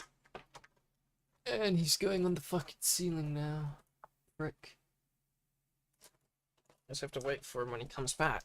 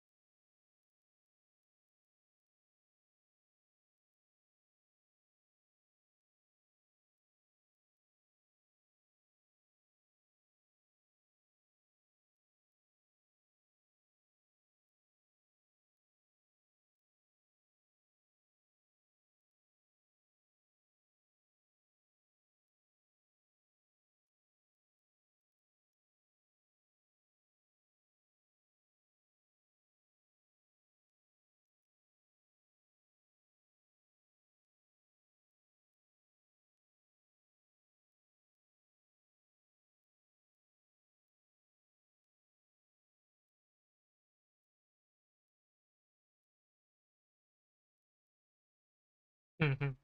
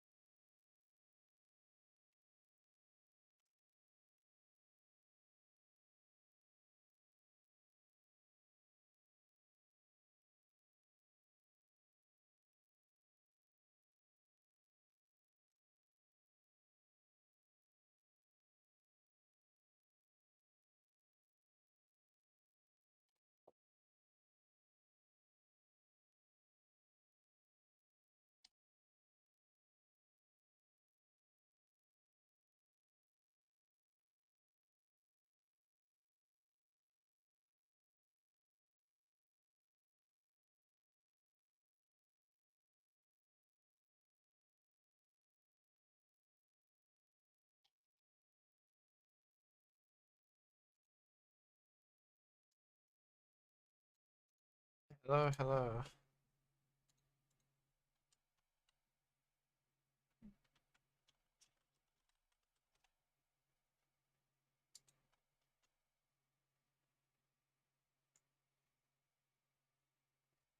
My concept is interesting. I had to translate that. I don't know if you understand what I'm saying, but which concept?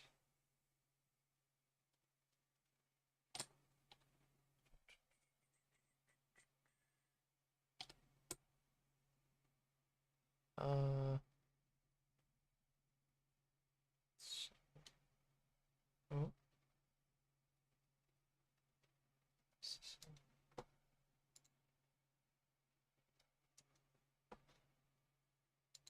sorry, I'm a bit daft. Minute, go.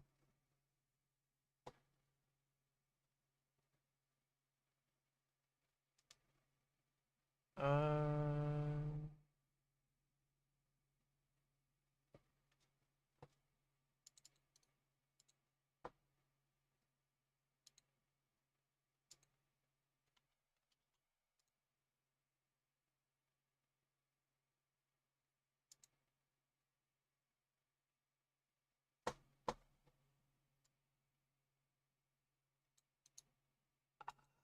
Okay, wait one moment. Wait a minute. Sorry, but English is at about 5%. I'm listening terrible at listening. Okay, 1 minute. Uh,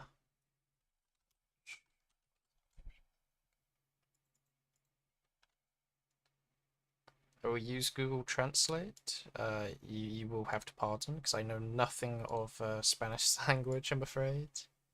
Oh, actually, wait a minute. YouTube does it automatically. Okay, that's cool. Well,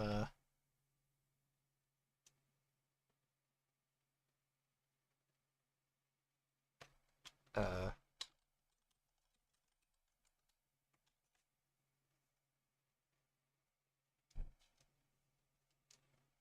hopefully that works.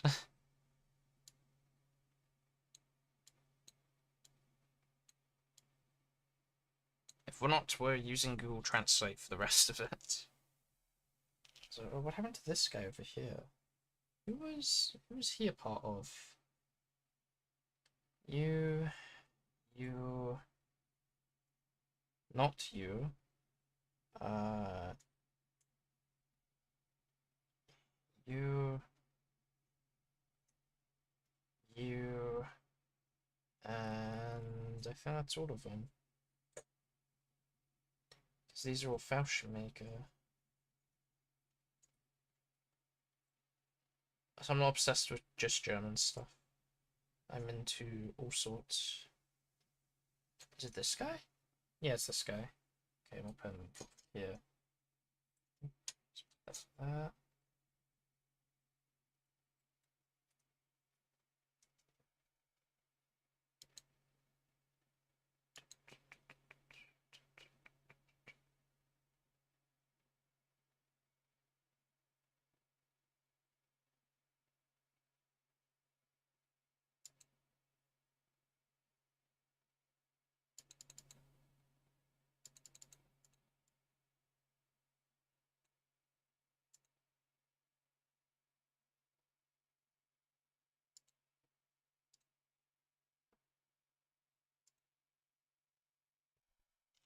Okay, it's fine. I think I might have scared them off on accident. Okay. Damn it. 1, 2, 3, 4, 5, 6, 7, 8. Okay.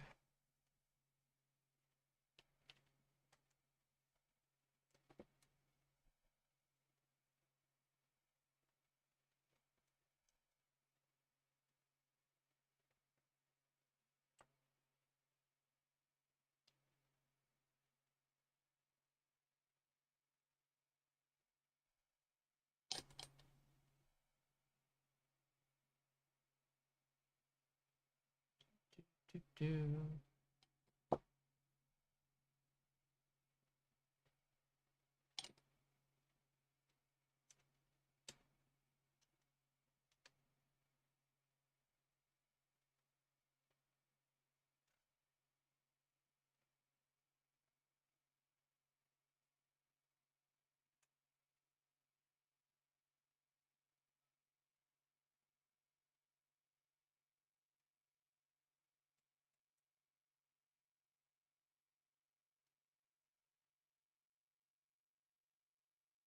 Okay, this is what my other group is gonna have to look like. So 8 here, 8 there, 3 command, and I can definitely get way more people. Like, I think I can get at least another 2 potentially. Well, I don't know, because I don't know if I have enough rifles. Actually, what the fuck am I talking about? I'm getting 30 people per box, and I've only done about 10? Not even 10, more like, because I already had, like, a couple of these guys were already done beforehand. Like, maybe 2? And I just added, like, 5, so, you know, I'm not even halfway. So, good amount.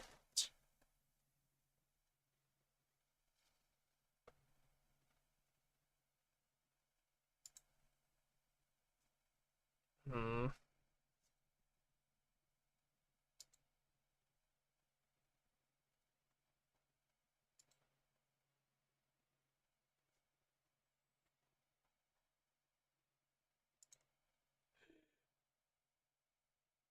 Yawn.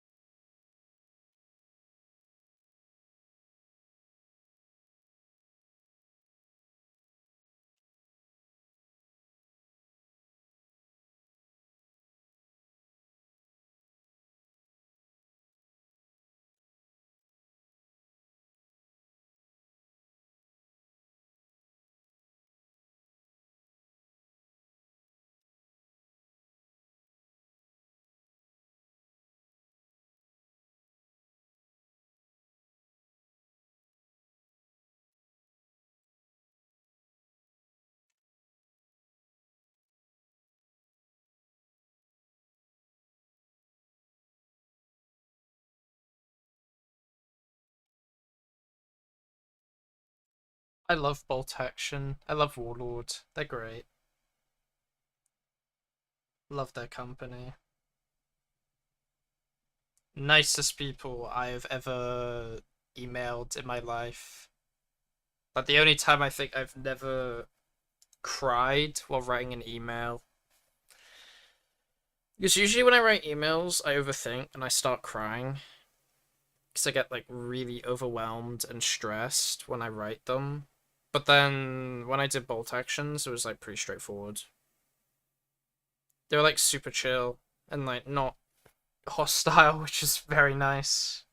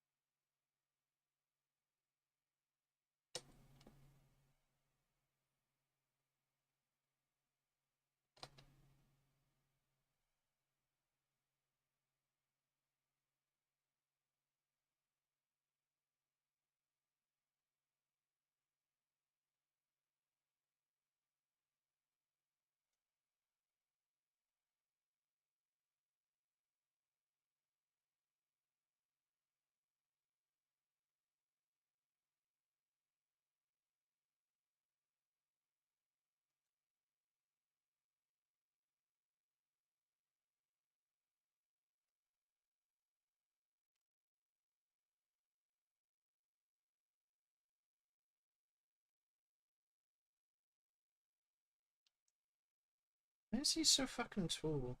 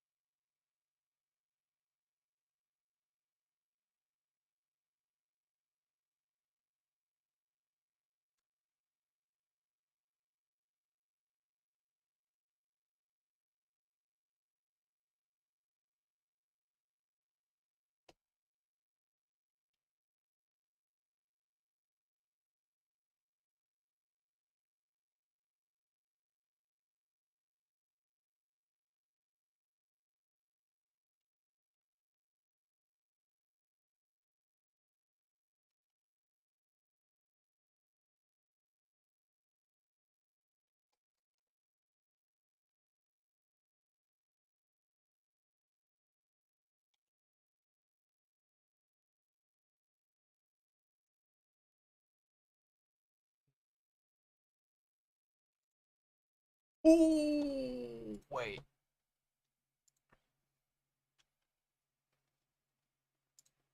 At can plastic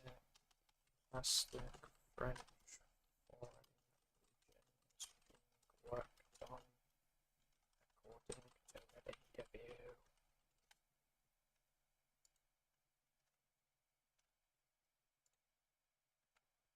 There we go. I mean, I'd love plastic, like, Polish, like, early war Polish uniforms, but I feel like we're never gonna see them, to be honest. Or like, Finnish would be nice too, but you could easily make Finnish with the German kits, I feel. Actually, maybe? I don't know. I feel like it's possible. I feel.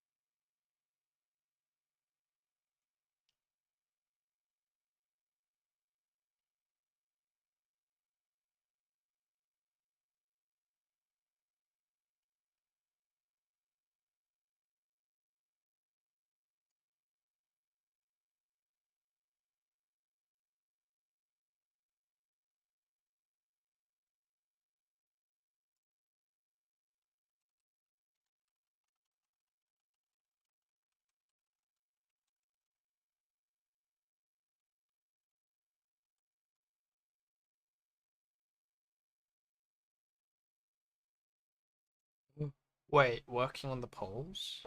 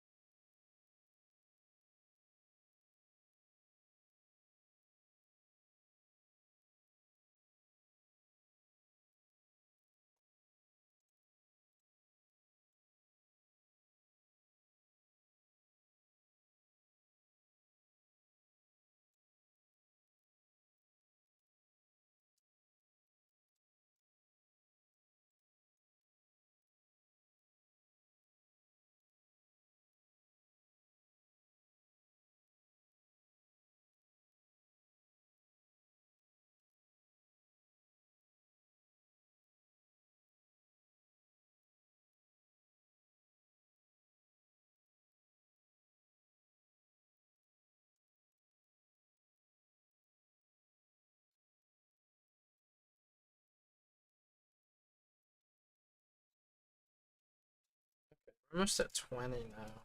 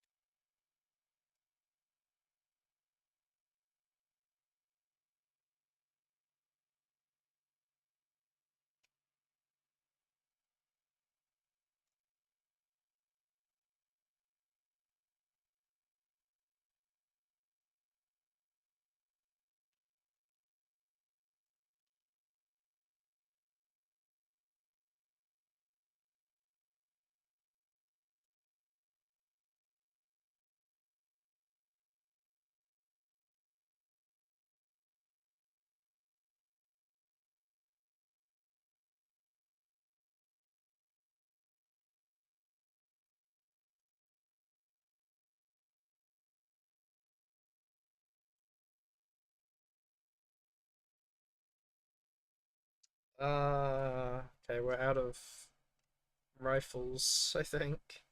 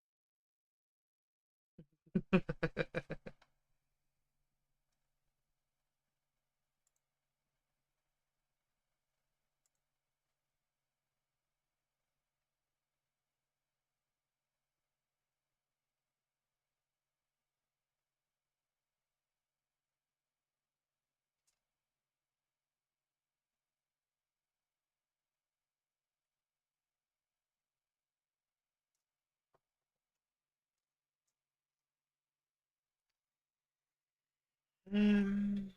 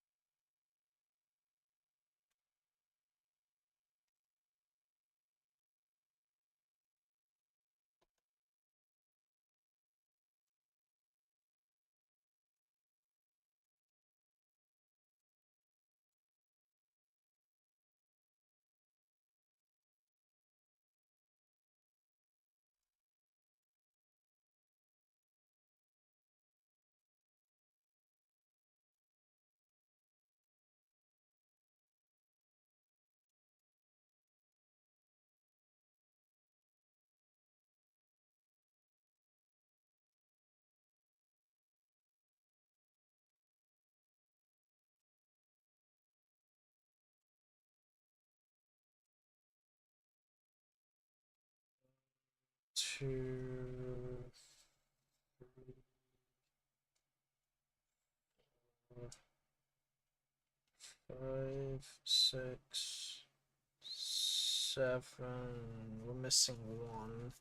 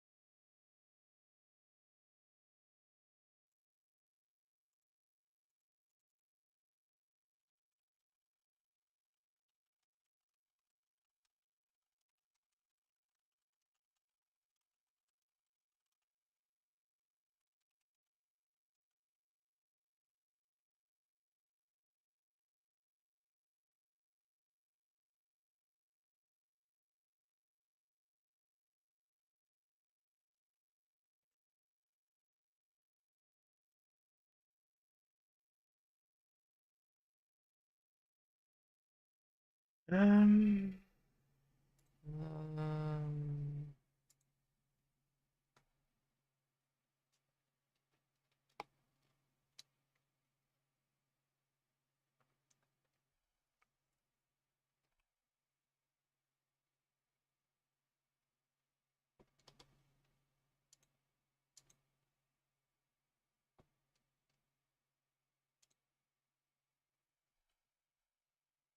I don't know how to feel about the next guys, but we'll give them a shot. Um,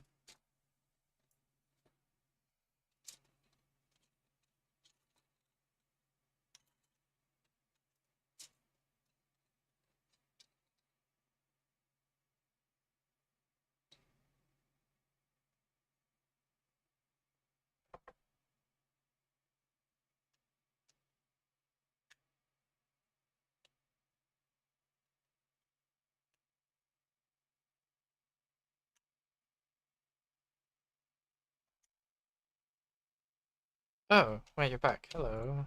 Let me take a look. I will observe. What does this say? In concept, I mean that your content looks interesting because of my limited English. I don't understand what you're saying, but you're trying to recreate World 2 with your figures, right? Yes.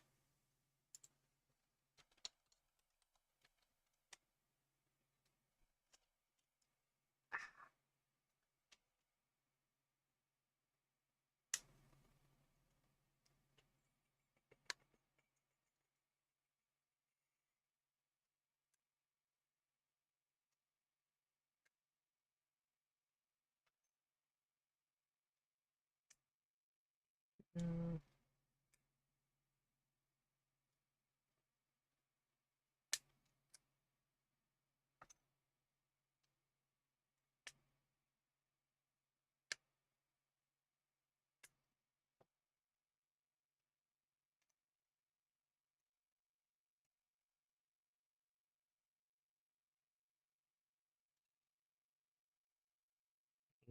I gotta sand a lot of this. That's not good.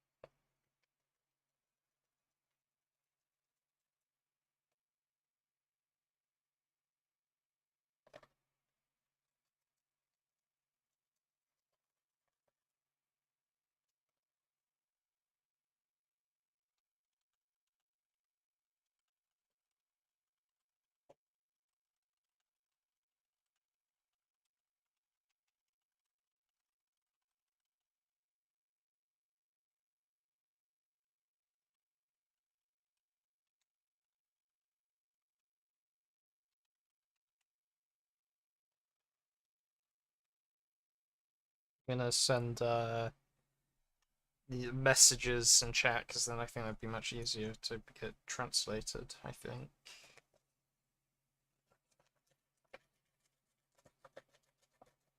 Than trying to translate what I'm saying. I'm sure someone will tell me in a week that what I'm doing is very silly and I shouldn't do this, but that's a week from now problem for me to worry about. Okay.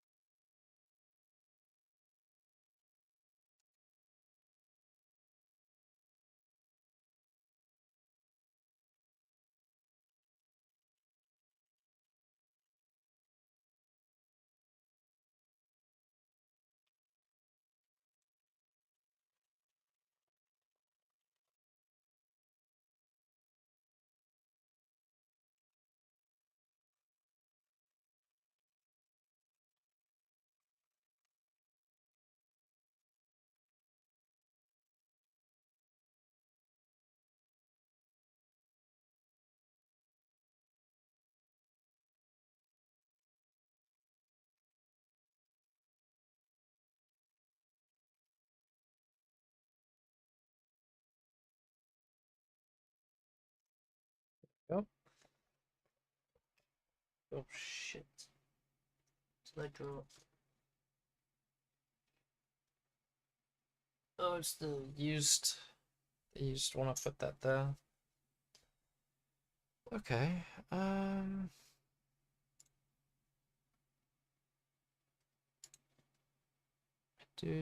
Do.